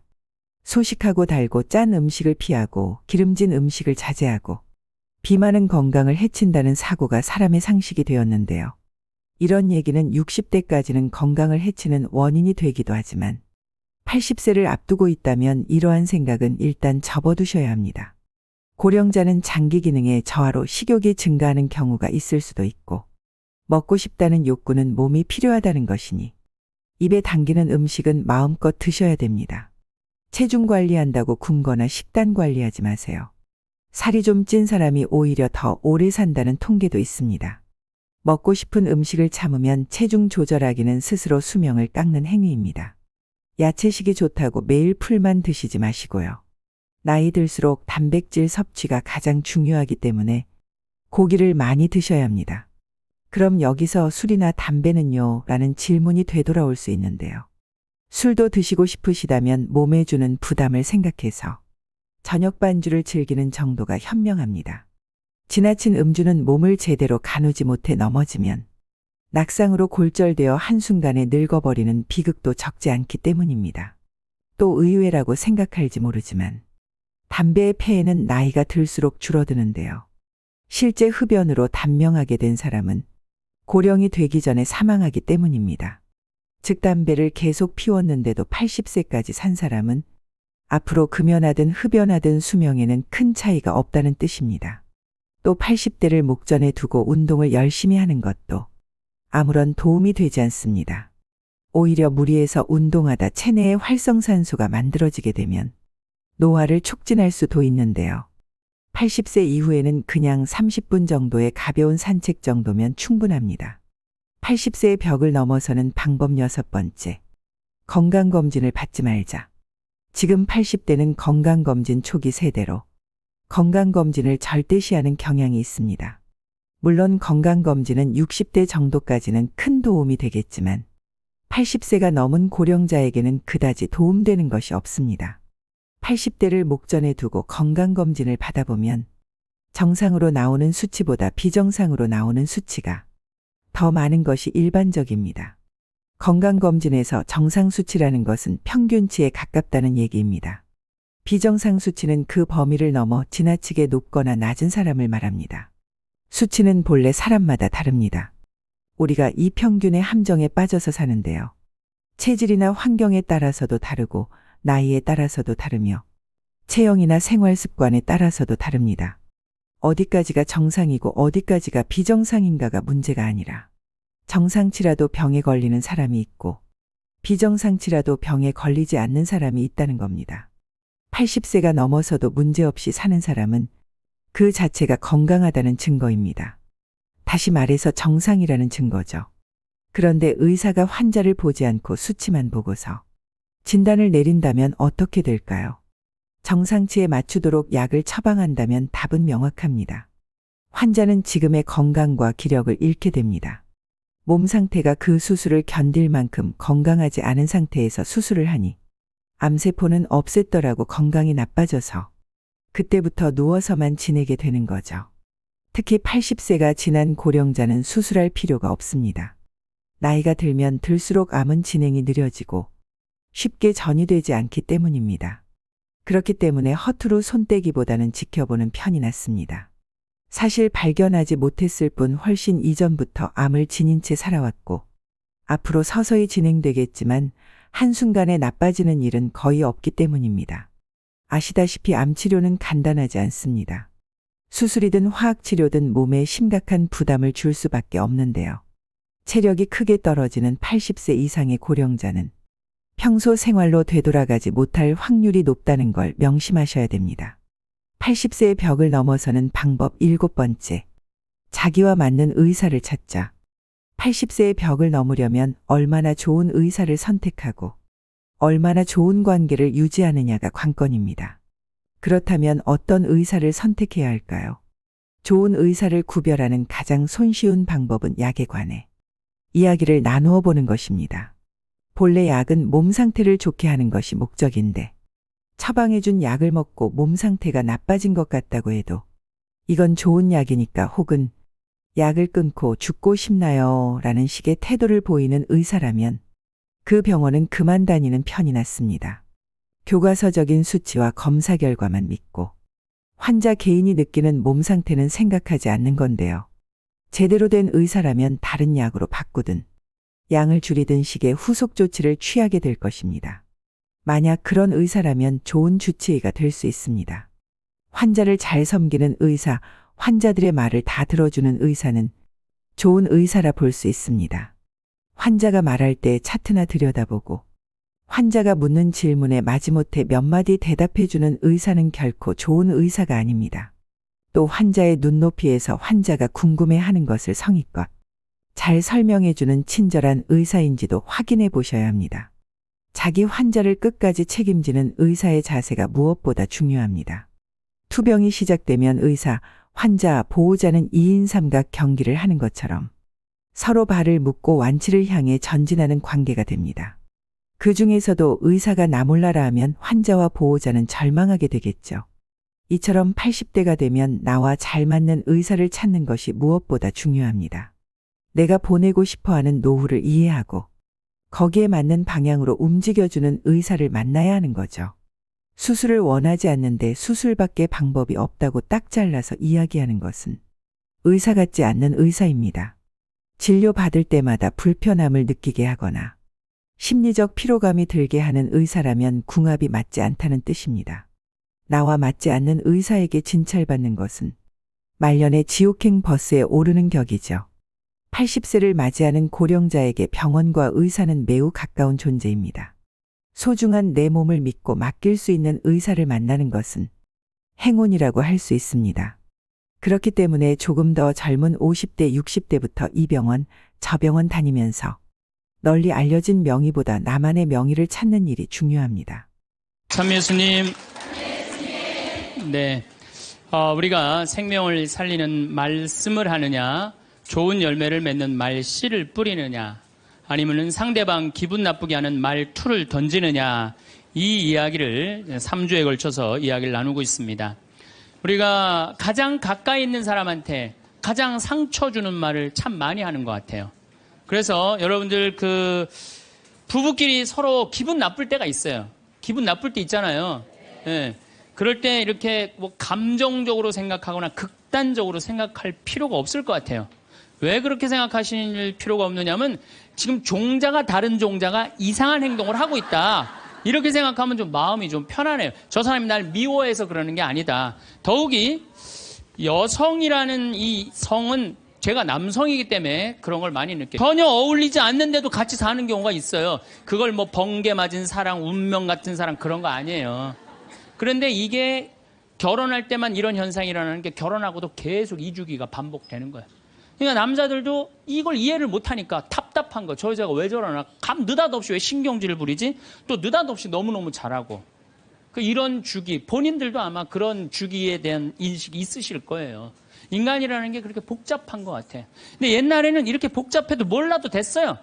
그냥 참고 살고 그냥 견디고 살고 성당에서 십자가 생각하고 참으라고 그러면은 그냥 참고 그리고 옛날에 제가 20년 전만 해도 신부님 남편이 때려요. 남편이 바람 펴요. 그러면 저도 그랬어요. 참고 살으라고. 왜? 참고 살. 좀만 참으면 죽으니까 그냥. 죽으니까 참고 살라고 그랬어요. 그 옛날엔 더 했죠. 그 옛날에는 100년 전, 200년 전에는 참고 살면 둘 중에 하나 아무나 빨리 죽으니까 그냥. 근데 요즘은요, 한 40살 된 사람이 남편이 때려요, 바람 펴요, 빚만 만들어놔 이러면요, 참고 살라고 얘기하기가 참 두려워요. 왜냐하면 참고 100년을 더 살아야 되는데, 그거는 또 다른 형벌이거든요. 그러니까 여러분들도 이제는 남자라는 이 동물을, 짐승을, 종자를 이해를 하셔야 돼요. 남편을 이해하라는 게 아니에요. 남자가 생겨먹은 게 어떻고, 또 여기 있는 우리 형제님들은 여자가 생겨먹은 게 그러면 훨씬 좀 덜 싸울 거예요. 덜 크크크 치치치 카카카 된다니까. 그런데 이제 부부끼리도 서로에 대한 이해가 필요하지만은 여러분들 자녀에 대한 이해가 필요합니다. 자녀를 이해하셔야 돼요. 그리고 자녀하고 대화를 해야 돼요. 자녀하고 대화를 해야 되는데 우리나라 엄마들은 참 편안하게 교육해요. 딱 한마디만 하면 되니까 공부해. 이건 절대 교육이 아니에요. 절대 교육이 아니에요. 지난 작년 3월 13일 날 고등학교 3학년 남자아이가 엄마를 죽였어요. 목으로 칼을 찔러서. 그런데 얘가 전국 4천등 하는 아이였대요. 모의고사에. 전국. 근데 엄마는 전국 1등 하라고 그래요. 전국 1등. 나는 전교 1등은 들어봤어도 전국 1등은 처음 들어봤어요. 전국. 자식한테 전국 1등을 하라고 강요한 엄마는 처음 들어봤어요. 근데 얘는 전국 4천등이면요. 서울대 들어가요. 왜냐면 1년에 서울대 4,000명 정도 뽑거든요. 4,000명 정도 뽑으면 뭐 카이스트, 경찰대 뭐 이런 데 다 빠지면은요. 서울대 들어가고도 남아요. 그런데 얘는 전국 63등으로 고친 거야. 63등인지 62등인지. 내가 고등학교 때 반에서 받은 등수야, 이거야, 고등학교. 그런데 엄마가 이 성적표를 받아보고 아이를 야구방망이 골프채로 8시간을 두들겨 팼다는 거예요. 엄마가 전국 1등 하라고 그랬더니 왜 전국 62등 하느냐. 근데 3월 14일이 무슨 날이냐면 학부용 진학 상담하는 날이야. 얘는 전국 62등도 8시간 두들겨 맞았는데 이거 전국 4,000등 걸리면은 나는 죽는다. 그래갖고 엄마를 미리 죽인 거예요. 얘 지금 감옥에 가 있어요. 1차 재판 끝났어요. 3년형인가 지금 나왔어요. 나는 얘는 엄마를 죽였다고 생각하지 않아요. 시험 감독관을 죽인 거예요. 시험 감독관을. 근데 우리는 자녀들한테 공부하라는, 왜 공부해야 되는지, 인생에 대한 철학, 삶의 진리 이런 얘기 전혀 하지 않아요. 그냥 무조건 공부하라. 무조건 공부하라 그래. 그러니까 애들이 왜 공부해야 되는지도 모르고 부모가 하라고 그러니까 지겨워도 하는 거예요. 그러니까 부모가 지겨운 거예요. 부모가 지겹고 부모하고 말을 섞기 싫고. 여러분들 맨날 초등학교 이제 한 5학년만 되면은 남편이 맨날 술 먹고 들어와. 남편이 요즘 경기가 안 좋아갖고 400만 원을 벌어야 되는데 150만 원밖에 못 벌어. 400만 원을 벌었는데 150만 원밖에 못 벌어. 그래갖고 남편이 걱정이 돼갖고 맨날 술을 먹고 들어와요. 그러면은 엄마가 한다는 소리가 그래요. 지겨워 죽겠어. 뭐하러 나하고 결혼했어. 술하고 결혼하지. 내가 이혼을 하든가 말든가 해야지. 아빠는 맨날 술 먹고 들어오고. 초등학교 5학년만 되면은 여자의 초등학교 5학년 애들 눈치가 빨라요. 아, 우리 집이 지금 심각하구나. 엄마 아빠가 곧 이혼하면 나는 엄마하고 살아야 될까 아빠하고 살아야 될까 고민해요. 아빠가 밤 10시에 술이 취해갖고 들어왔어. 그래도 딸이라고 아빠 들어왔냐고. 아빠 오셨어요? 아빠가 한다는 소리가 우리 딸 이리 와. 아빠가 안아줄게. 걱정하지 말고 넌 들어가서 공부해. 이 아빠가 다 알아서 할게. 아니 엄마는 이혼한다는데 뭘 다 알아서 한다는 거야. 근데 엄마는 지겨워 죽겠어. 내가 이혼하든지 말든지 이런 소리 하면요. 얘는 마음 잡고 공부 못합니다. 공부하란다고 공부하는 게 아니거든요. 정말 지혜로운 엄마는 어떤 엄마인 줄 알아요? 남편 술 취해갖고 들어오면은 방에다 뉘어놓고 근심 어린 얼굴로 쳐다보는 초등학교 5학년 딸아, 아빠가 맨날 술 먹고 들어오니까 걱정되지? 엄마 나 걱정돼. 아빠가 왜 저래 조금? 사실은 아빠가 요즘 경제가 좀 어렵지 않니? 너도 알다시피 지금 유럽의 그리스 사태 터졌잖아. 그리고 이란 핵무기 때문에 지금 석유값이 자꾸 올라가고 있어. 그리고 미국은 리먼 브라더스 경제 위기가 왔잖아. 이렇게 어려운 경제 위기가 와서 아빠가 한 달에 400을 벌어야 되는데 150밖에 못 벌어. 근데 너도 알다시피 우리 핸드폰 네 식구 쓰면은 20만 원이야. 그 다음에 전기세 10만 원이야. 그 다음에 아빠 차 운행하고 우리 버스 타고 전철 타고 다니는 거 30만 원이야. 우리가 라면만 먹고 살아도 60만 원이야. 네 학원비, 동생 학원비 50만 원 들어가. 그러고 난 다음에 우리 아파트 부금 100만 원 들어가. 한 달에 최소한 250은 있어야 되는데 150밖에 6개월 동안 아빠가 지금 이렇게 우리 집이 마이너스야. 그래서 아빠가 저렇게 근심 걱정이 돼서 저렇게 술을 먹고 들어오니 네가 좀 이해를 해줬으면 좋겠다. 이렇게 말하면요. 얘는 방에 들어가서 고민해요. 우리 집을 위해서 내가 도대체 뭘 해야 될까 고민해요. 그런데 우리는 자녀들한테 이런 얘기 일체하지 않아요. 일체하지 않고 너는 들어가서 뭐 하라고 그래? 공부하라고 그래. 그러니까 애들이 공부를 왜 해야 되는지 모르잖아요. 유대인들은요. 초등학교 1학년만 되면은 왜 우리가 이 초막절을 지내야 되는지, 왜 우리가 과월절을 지내야 되는지, 할머니 할아버지는 어떻게 살았고 엄마 아빠는 어떻게 살았고 다 얘기해 줘요. 그러니까 우리나라 애들은, 이스라엘 애들은 초등학교 1학년 때부터 철드는 거예요. 우리 역사, 이런 역사 안에서 내가 살아가야 되는구나. 제가 지난 3월 달에 내가 이제 다음 겨울에 저기 12월 달에 그 강의를 이제 말씀을 드릴 거예요. 3월 달에 이스라엘에 초청을 받아서 갔다 왔어요. 근데 마침 내가 그 사막 체험을 했는데 그때 이스라엘의 영재 아이들이 거기 왔었어요. 천재 아이들이죠. 근데 이스라엘은 고등학교 3학년 18살만 되면요. 무조건 군대 가야 돼요. 3년. 남자고 여자고 다 3년. 근데 걔네들이 전부 다 의대 합격하네, 공군사관학교 합격하네, 다 그런 애들이야. 그래서 내가 물어봤어요. 니네들은 18살만 되면은 군대를 간다는데 너희들 정말 군대 가고 싶느냐? 내가 물어봤는데 걔네 눈빛이 반짝반짝 그러면서 나는 이 나라를 위해서 가겠다는 거예요. 그리고 그냥 가는 것도 아니고 반드시 가고 난 기쁘게 가겠다는 거예요. 얘네들은 역사, 의식, 가정의식 다 있는 거야. 그러니까 우리나라 애들은 20년 동안 역사 얘기도 안 듣고 사람 살아가는 도리 얘기도 안 듣고 무조건 뭐만 하라고 그래? 공부만 하라고 그래. 제가 얼마 전에 내 친구의 친구가 세상을 떠났어요. 근데 그 세상 떠난 사람 여자야. 근데 고등학교 2학년 딸이 있고 대학교 1학년 아들이 하나 있는 거야. 그런데 이 엄마가 딸을 깨워야지 딸은 일어나서 학교를 가는 거예요. 근데 10시가 됐는데 엄마가 안 깨운 거야. 엄마가 왜 나를 안 깨웠지? 10시가 됐는데 부엌에 가보니까 심장마비로 죽은 거예요. 심장마비로 죽었는데 아들이 이제 올라왔죠. 지방대학 다니면서. 아들이 올라왔는데 아들이 장례 때 하나 울질 않더래요. 우리 친구가 가서 보니까. 그리고 그냥 슬퍼하질 않더래요. 그런데 장례하는 날 아빠한테 그러더래요. 아빠, 나 내일 MT가 있는데 나 그거 꼭 가고 싶은데 나 어떻게 하면 좋으냐고. 나 내일 MT 가게 해달라고 그러더래요.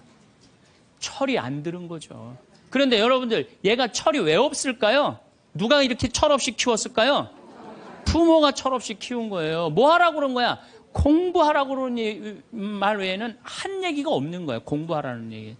우리 집에 이 형제가 4형제. 근데 우리 둘째 형이 머리가 나빠요. IQ가 99에. 난 126인데. 근데 우리 둘째 형이 중학교 1학년 때 어느 날 갑자기 공부를 잘하는 거예요. 반에서 1, 2등을 하는 거예요. 그리고 좋은 고등학교 가고 좋은 대학 나와서 대기업 하고 요즘 아주 그냥 번듯한 회사의 사장이에요. 그래서 내가 3년 전에 형한테 물어봤어요. 형은 IQ가 자기 항상 그러니까 난 99밖에 안 된다고. 형은 IQ가 99밖에 안 되는데 왜 이렇게 공부를 잘하고 사회에서 이렇게 정말로 남들 부러워하는 자리까지 올라갔느냐고.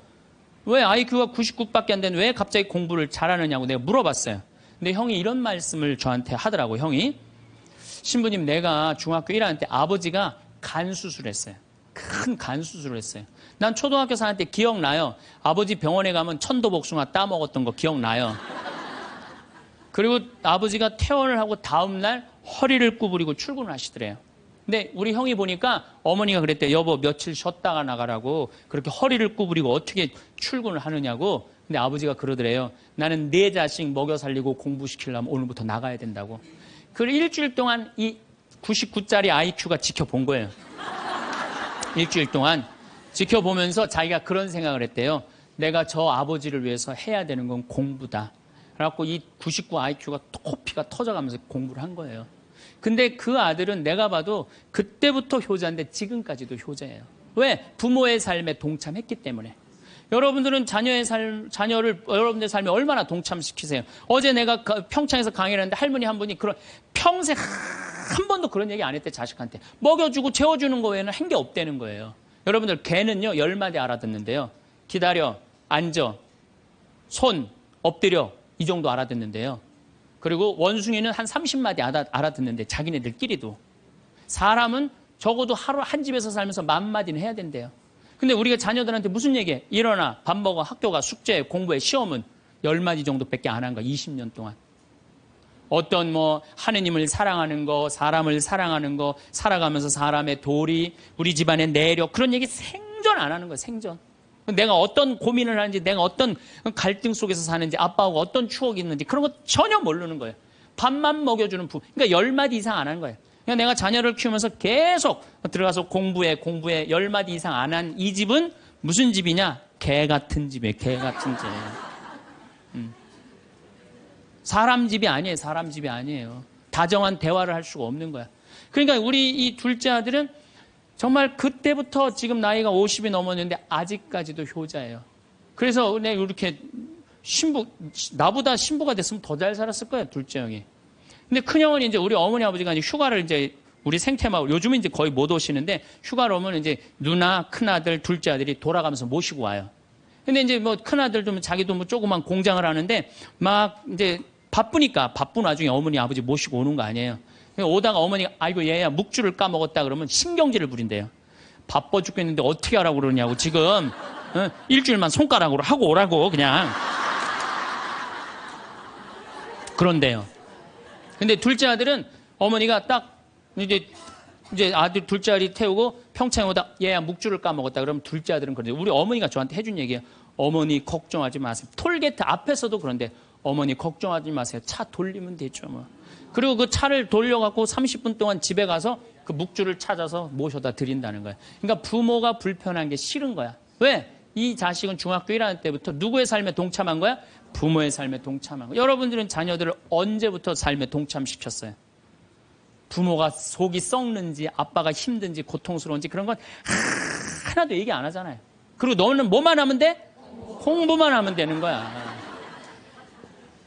저는 요즘 우리 사회가 지금 굉장히 거칠다 그래요. 왕따, 그 다음에 학원 폭력, 성폭력, 굉장히 뭐 아주 충격적인 사건들이 많이 벌어지잖아요. 내가 보기에는 이거는 다 집안에서 교육이 잘못, 말이 안 통해서 그래. 부모가 진리를 애들한테 알려줘야 될 거 아니야, 진리를. 근데 그런 얘기 생전 안 하는 거예요. 공부한다고 되는 일이 아니에요, 공부한다고.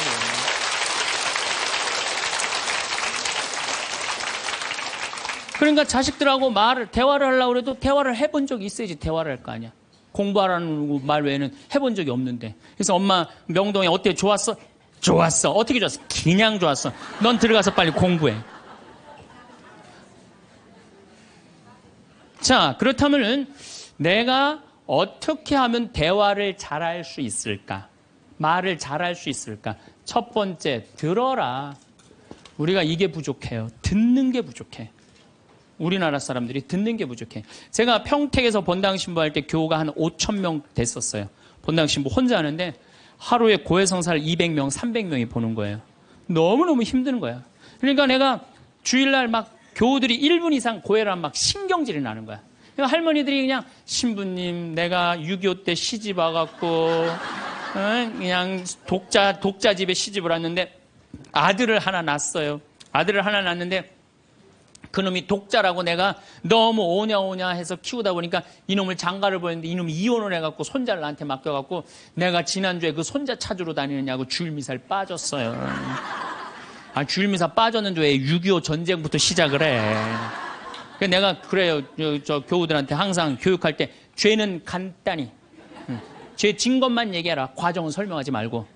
그러니까 참 교우들도 죄 결론만 얘기하는 게 참 답답할 거 아니야. 고해소에서 그 답답한 속을 털어놔야 되는데 신부님은 막 200명, 300명 주름 기다리고 있고. 근데 내가 능평이라는 데 본당 신부를 딱 갔는데 교우가 500명이야. 딱 10분의 1이야. 고해소에 들어가고 성물돌 끝났는데도 들어오는 사람이 아무도 없는 거야. 너무 심심한 거예요. 그래갖고 이제 고해소에 딱 들어오면 너무 반가운 거예요. 그래갖고 신부님 저 시어머니를 미워했어요. 그럼 평택에서는 4계명 부모에게 효도하라고 그랬는데 미워하면 안 된다. 예수님이 십자가 생각하고 시어머니한테 잘해라. 딱 간단해. 그렇게 했는데 능평에서 이 자매 나가면 이제 아무도 안 들어오니까 이 자매 나가면 아무도 안 들어오니까 내가 뭐라고 그러냐면 왜 시어머니를 미워하는데요? 뭐 내가 시집을 왔더니 그냥 손자하고 그냥 고모하고 그냥 남편만 하고 나는 그냥 완전히 식모 취급하고 친정에도 못 가게 하고 그러면 안 되지. 그 시어머니 며느리한테 밥 얻어먹으면서 정신 나간 시어머니네.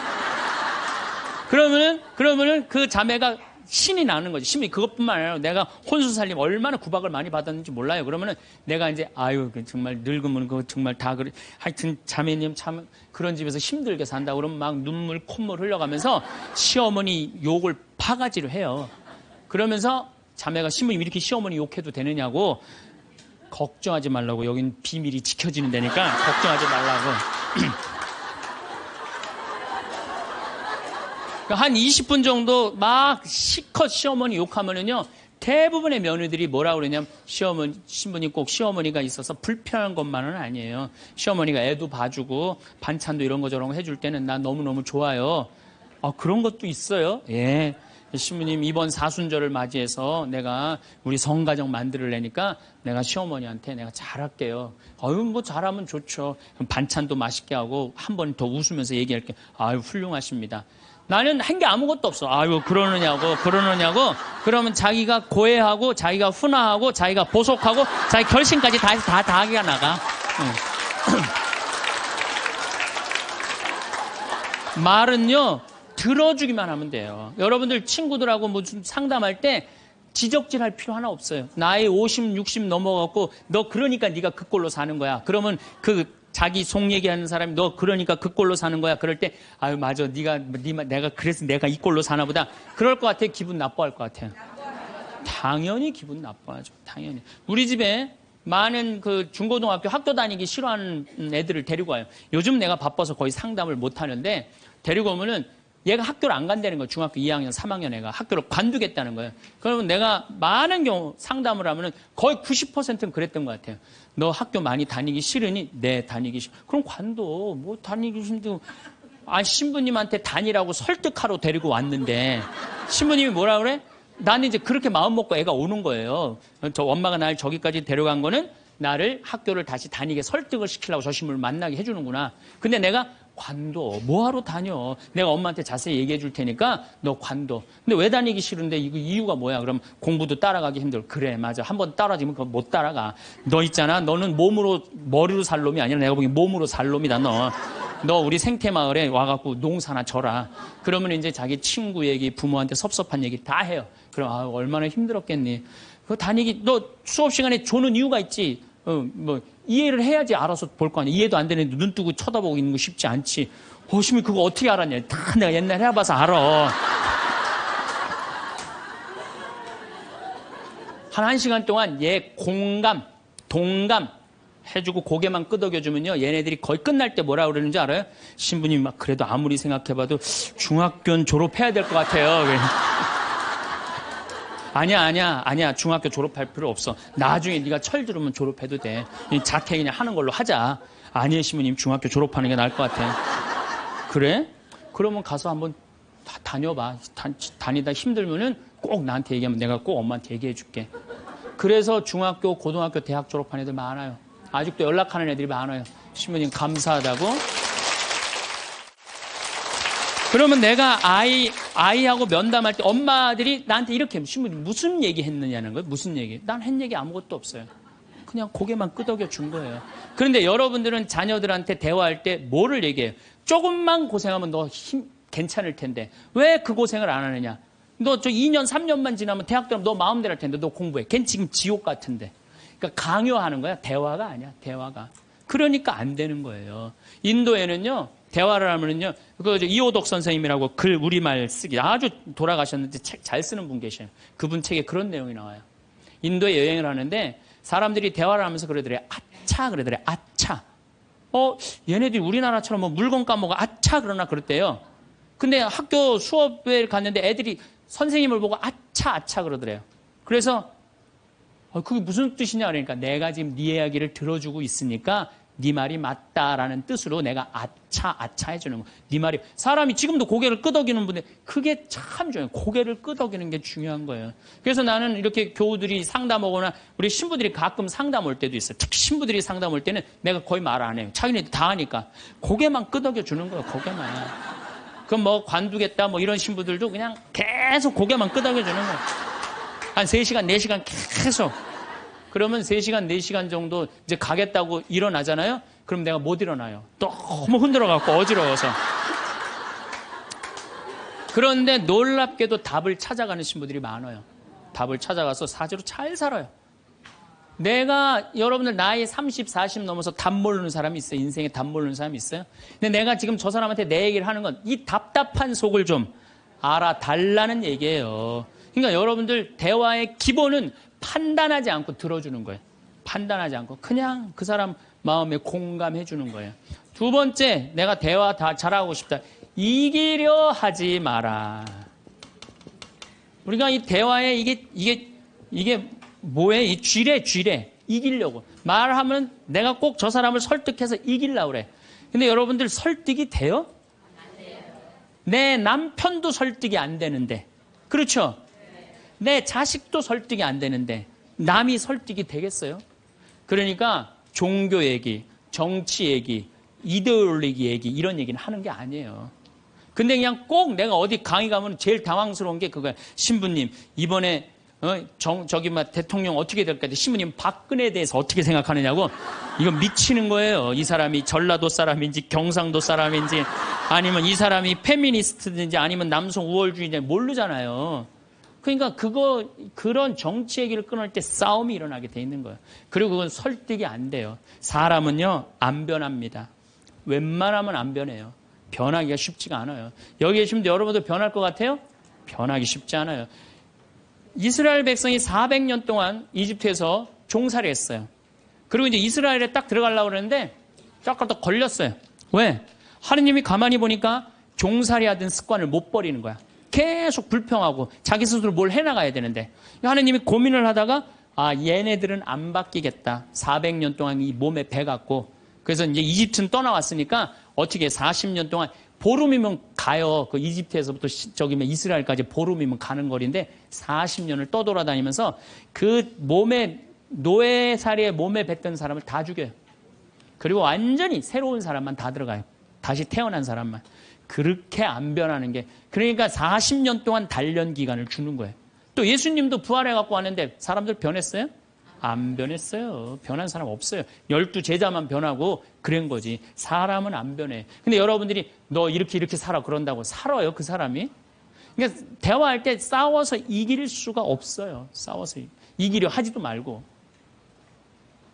제가 이렇게 평화방송에 이제 요즘 방송이 계속 나가잖아요. 한 번만 내보냈으면 좋았을 걸. 뭘 그렇게 계속 내보내. 아주 괴로워 죽겠어요, 저는. 방송에 똑같은 강의 내용 계속 그래서 이거 녹화하는 거예요. 똑같은 거 너무 내보내지 말고 새 거 내보내라고 내가 지금 녹화하는 거예요.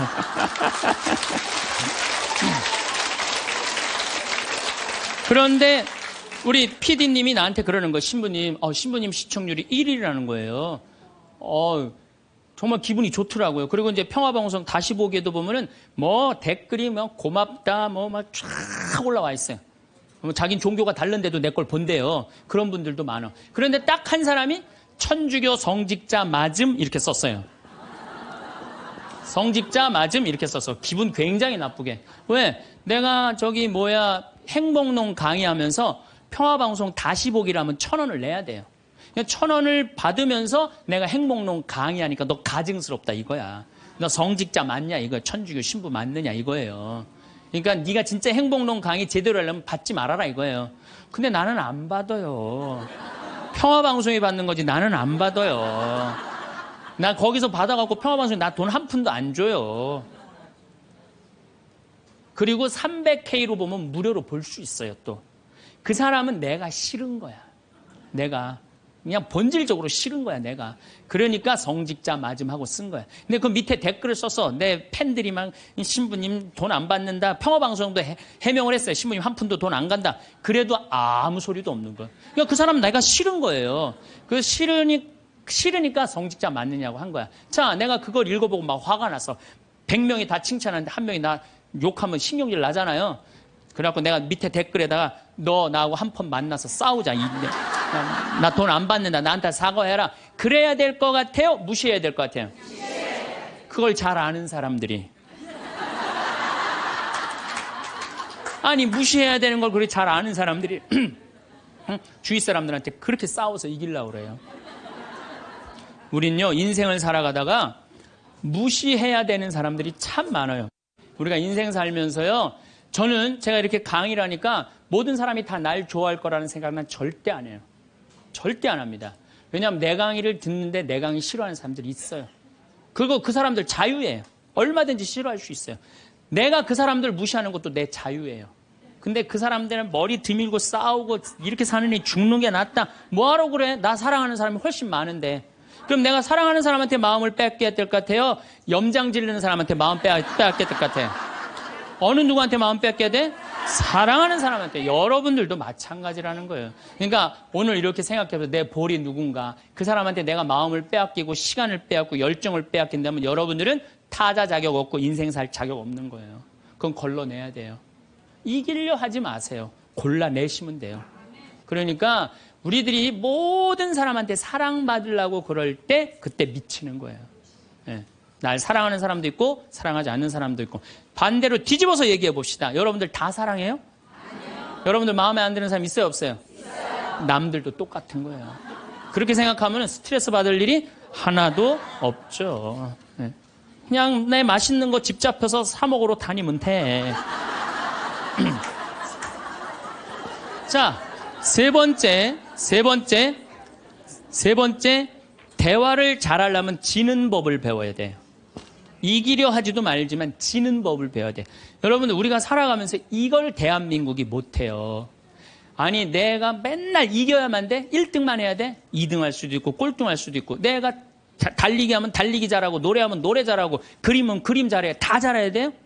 그렇지 않아요. 애들한테 지는 법을 알려주면요 애들이 잘 살아요. 근데 너 꼭 1등 해야 돼. 너 남들하고 해서 해야 돼. 얘네들 나중에 부러지게 돼 있어요. 지는 법을 가르쳐. 제가 이제 호주에 이제 강의 갔다가 우리 생태마을에 여름에 환경 교육을 해요. 아이들이 한 300명 정도 왔어요. 주일미사 이제 딱 토요일 날 돌아가고 주일미사를 딱 하는데 300명이 앉아서 미사를 하더라고요. 근데 미사를 하는데 우리 생태마을은 여름에 더우니까 우리가 아이스크림을 직접 만들어서 판매를 해요. 애들. 그러니까 애들이 이제 아이스크림 사 먹는 재미로 그냥 왔다 갔다 하잖아요. 근데 이제 이 300명이 주일날인데도 불구하고 아이스크림 사 먹느냐고 돈을 다 써버린 거야. 주일날 미사를 하는데 헌금을 하는데 헌금을 안 하는 거예요. 300명이 전부 다 헌금 봉투를 다 패스를 하는 거예요. 그런데 원주교구 구곡성당 아이들이랑 대구교구 무슨 산지성당, 성지성당인가 두 성당 50명만 헌금을 다 하는 거예요. 얘네들은 헌금을 남겨둔 거죠. 남겨두고 헌금을 계속 하더라고요. 나는 이렇게 앉아서 보는데 걔네들이 너무 예쁜 거예요. 그 먹고 싶은 아이스크림을 안 먹고 헌금을 하니 얼마나 예뻐요. 하느님 생각을 가만히 해봐서 하느님이 쟤네들이 얼마나 예쁠까 감사하다고 헌금을 바치니. 그래서 내가 이제 공지사항 때 너희들은 아이스크림도 안 사 먹고 이렇게 헌금을 하니 너무 기특하다. 너희들 신부님이 아이스크림 교환권 2,000원이거든요. 이거 하나씩 다 선물로 줄게. 다 선물로 줬어요. 선물로 줬는데 250명이 뭐라 그러냐면 이러는 거예요. 자기네들은 못 받는다 이거야. 얘네들은 헌금을 해갖고 내가 선물로 주고 싶었는데 250명은 싫은 거예요. 근데 제가요 신부 생활 20년 하면서 뭐 성당에서 뭐 프로그램 할 때 상 줄 때요 박수 치는 경우를 본 적이 없어요. 전부 애들이 다 그래요. 내가 1등 아니면 다 싫은 거예요. 그러니까 지는 법을 안 가르치는 거죠. 축하해 줄 일 아니에요? 쟤네들 헌금 내갖고 저렇게 좋은 선물을 받는구나. 박수 쳐줄 일 아니에요? 그래갖고 내가 열받아갖고 생명을 살리는 말씀, 내 CD죠. 15,000원짜리. 이번 확 뛰었어. 15,000원짜리. 이거 니네들 엄마한테 다 갖다 줘, 엄마 아빠한테. 뭐라고 갖다 주냐면 내가 헌금 냈더니 신부님이 선물 줘서 엄마 아빠한테 갖다 주라 그래요. 이 집은 뭐가 되는 집이야, 이 집들은. 그랬는데 못 받는 애들이 더 크게 그러더라고요. 그래서 내가 한마디 했어. 니네들은 하느님한테 바치는 거 아무것도 없이 그냥 받으려고 그래? 얘네들은 먹고 싶은 거 안 사 먹고 바친 거야. 남이 잘 되는 꼴을 못 봐요. 우리나라 지금 분위기가 그래요. 난 요즘 이 선거철 보면서 정말 가슴 아파. 머리 꼭대기부터 지는 법을 못 봐요. 자기가 떨어지면 무슨 욕을 해서라도 핥혀내야 돼. 받아들이질 못해. 그러니까 머리 꼭대기부터 밑에까지 지는 법을 안 가르치니까 우리 사회가 무슨 뭐 타협이 없어요. 죽기 아니면 까무러치기야. 한 발 양보하는 게 없어. 그래서 대화가 말이 안 통하는 거예요. 지는 법을 안 가르치니까. 네 번째, 한쪽 말만 듣고 판단하면 바보 되기 쉽다. 이게 특별히 우리 교회에서 그래요. 한쪽 말만 듣고 판단하는 경우 너무 많아요. 그렇죠? 내가 막 신부 됐을 때 우리 자매들이 신부님 나는 남편이 때리고 바람피고 술 먹고 빚지고 너무너무 불쌍하더라고요. 왜냐면 얼마나 불쌍해. 여자가 시집으로 왔는데 남편이 때리고 바람피고 빚지고 기쁨이 하나도 없잖아요. 막 그것도 여자가 이쁜 여자가 울면 더 이쁘잖아 또 막. 그래갖고 정말 이렇게 불쌍한 자매 어떻게 하면 좋은가 마음이 안타까웠어요. 이 어떻게 도와주면 좋은가. 근데 한 10년째 됐는데 어떤 자매 하나가 성당 활동을 열심히 하는 자매 하나가 남편도 내가 보기엔 굉장히 젠틀한 사람이야. 괜찮은 사람이야. 근데 해가 어스름하게 지는데 성당 마당에서 울면서 신부님, 나는 겉보기에는 멀쩡해도 속으로는 시어머니, 시아버지, 남편 때문에 속이 썩는다고. 이 자매가 이렇게 어려운 가운데서도 반짝반짝 웃으면서 교회 봉사를 했구나. 마음이 짠하더라고. 그래서 이 자매를 한번 꼭 끌어안아줘야 되나 어떻게 되나 막 고민을 하고 있는데 그날따라 남편이 퇴근을 하고 성체조부에서 성당에 오는 거예요. 멀리서 남편이 보이는데 막 울다가 남편 욕하고 시댁 욕하다가 이 자매가 눈물을 싹 훔치더니 그 우는 모습은 온데간데 없이 반짝 웃으면서 자기야 웬일이야 그래서 막 뛰어가더라고. 내가 그날 이후부터 여자의 눈물은 한쪽 눈물만 믿어요. 아직 누구 얘기 안 들어봤어? 남편 얘기 안 들어본 거예요. 남편 얘기. 그리고 내가 이제 신부된 지 20년 되는데 내가 요즘 깨달은 게 있어요. 부부 문제는 껴드는 게 아니야. 부부 문제는 누구만 알아? 부부만 아는 거예요. 부부만 해결해 준다고 껴들 일이 아니더라고요. 부부만 아는 거야. 그리고 내가 그 정말 신부님 수녀님 비밀 들었어. 내가 지금 입이 근질근질해. 내가 꼭 얘기하고 싶어. 얘기하세요. 하는데 누구한테 얘기해야 되면 걔한테 얘기하세요.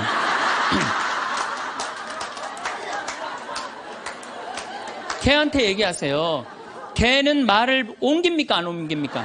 안 옮겨요. 사람은 옮겨요. 그래갖고 그 공동체를 깨트리는 경우도 많아요. 그 공동체를 깨트리는. 우리가 신앙생활하면서 얼마나 잘못하는 것 중에 하나가 한쪽 말만 듣고 판단하는 거. 그래서 신앙생활하는 사람 머리가 더 복잡해. 너무나 이상한 소리를 많이 들어갖고. 제가 미국에 강의를 갔는데 자매들이 그러는 거야. 어떤 유명한 신부님이 은퇴하고 장가를 갔다는 거예요. 그래서 그분이 장가 갈 분이 아닌데 내가 그래. 근데 또 갔는데 또 이번엔 또 다른 대학 유명한 교수 신부님이 은퇴해갖고 장가를 갔다는 거예요. 둘 다 장가를 갔다는 거예요.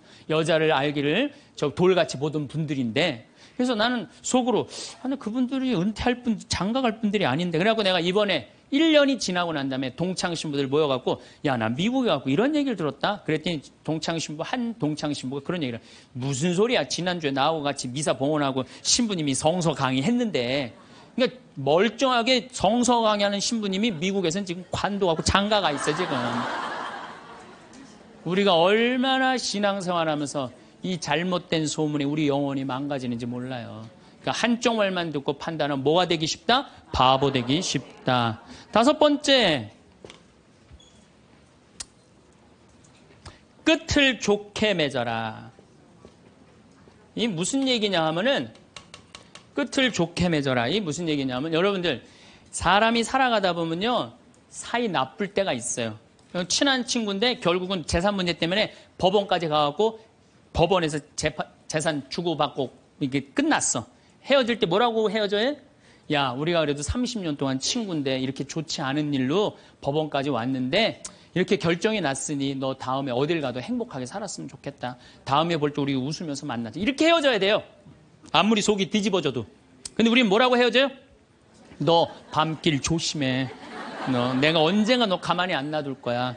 이거는요 정말 어리석은 거예요. 또 어떤 사람이 맨날 술 먹고 막 바람 피다가 죽었어. 50살에. 그 집 애 때리고 부인 때리던 사람이 죽었어. 이제 초상집에 가서 위로해 준다고 그렇게 술 먹고 바람 피고 애들 때리더니 잘 죽었다. 니네들 고생 끝났다. 니네들끼리 행복하게 살아라. 이렇게 말한다고 그 자식이 행복해 할 것 같아요? 그래도 자기 아버지인데. 이렇게 말해야 돼요. 그래도 네 아버지가 이 시대의 풍류를 알던 사람인데 너무 안타깝다. 얼마나 멋있는 사람이었는데 정말 마음이 아프다. 아버지 좋은 데 가시게 이제 정말 저 세상에서는 정말 아무 거침없이 행복하게 살 수 있도록 우리 기도해주고 축복해주자. 그럼 너희들은 정말 행복하게 살았으면 좋겠다. 아다르고 어달아요. 아다르고 어달라요. 나는 정말로 2000년 동안 말 진짜 못하는 놈 한 놈 알고 있어요. 이놈이 어떤 놈이냐면 십자가 왼편에 매달린 이 왼편의 강도 진짜 말 못하는 놈이에요. 이놈이 이제 십자가에 못 박혀 죽을 자기도 괴롭고 아프기 힘들겠지. 그렇지만 그렇게 말하면 안 되지. 가운데 구세주라는 분한테 뭐라 그래? 네가 무슨 구세주냐? 네가 진짜 구세주면 너도 살리고 나도 살려봐라. 너 구세주도 아니다 이거예요. 그러니까 예수님도 지금 십자가에 못 박혀가고 아파 죽겠는데 이놈이 이상한 소리 하니까 대꾸를 해요 안 해요? 대꾸를 안 해요. 근데 난 2000년 역사상 진짜 진짜 말 잘하는 사람 한 사람 알고 있어요. 이게 누구야? 오른편에 있는 강도예요. 오른편에 있는 강도가 뭐라고 그래? 야 이놈아, 너하고 나하고는 죽어도 싸. 근데 이분은 가난하고 병든 사람 전부 다 함께하고 병 고쳐주고 함께했던 분인데 네가 무슨 자격이 있어 그런 말을 해? 그래 한마디 더 해. 주 예수님 마지막 날 저를 기억해 주십시오. 그러니까 왼편에 있는 놈한테는 대꾸도 안 하던 예수님이 가상칠언이라고 십자가에서 7가지 중요한 말을 해요. 다 이루었다. 엘리 네마 사박타니, 이 몸이 당신의 보십시오, 당신의 아들입니다. 뭐 목마르다 이런 얘기 하잖아요. 그런데 이 오른편의 강도한테 너야말로 오늘 나와 함께 진정으로 낙원에 들 것이다. 막판에 말 한 번 잘한 바람에 천당 입장 1호 고객.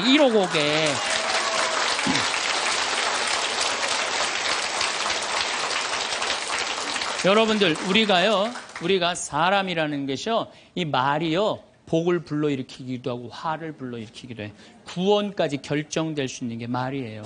그래서 나는 이 기가 막힌 말을 어떻게 쓰고 있느냐, 제가 성서 한 구절 좀 읽어 드리겠습니다. 자세히 알아보기 전에 꾸짖지 마라. 먼저 생각해보고 나서 질책하여라. 듣기 전에 대답하지 말고 남이 말하는 도중에 끼어들지 마라. 너와 상관없는 일로 다투지 말고 죄인들이 시비를 가릴 때 자리를 함께하지 마라. 허를 절제하는 이는 갈등 없이 살고 뜬 소문을 싫어하는 이는 잘못을 덜 저지르리라. 절대 말을 옮기지 마라. 아무것도 잃는 것이 없으리라. 말을 안 옮기면 잃는 것이 없어. 말을 너무 옮기고 싶어. 누구한테 얘기해? 개한테 얘기하세요. 개한테. 어떤 말을 들었으면 죽을 때까지 묻어두어라. 이게 집회서에 나오는 말씀이에요. 여러분들, 저 사람 판사인데 이 둘째 부인은 아들이래. 내가 알고 있어. 근데 그걸 얘기를 해야 될까요? 죽을 때까지 묻어둬야 될까요? 죽을 때까지 묻어둬야 돼요. 어리석은 자는 들은 말 때문에 아이 낳는 여자처럼 진통을 겪으리라. 온갖 소문을 듣고 그냥 진통을 겪는 거야. 어리석은 자의 뱃속에 든 말은 사람의 넓적다리에 밝힌 화살과 같다. 중상하는 자와 한 입으로 두말하는 자를 저주하여라. 그들은 평화로이 사는 많은 사람들을 멸망시켰다. 그래서 여러분들, 말이라는 거는요, 너무 중요한 거예요. 그래서 난 과연 생명을 살리는 말씀을 하는 사람이냐, 좋은 열매를 맺는 말 씨를 뿌리는 사람이냐, 입만 열면 공동체를 파괴하고 상대방 가슴에 멍을 들게 하는 말투를 던지는 사람이냐, 이거 잘 생각하시고 여러분들은 생명을 살리는 말씀을 전하는 분들이 되고 좋은 열매를 맺는 말 씨를 뿌리는 분들 되기를 바라겠습니다. 아멘. 감사합니다.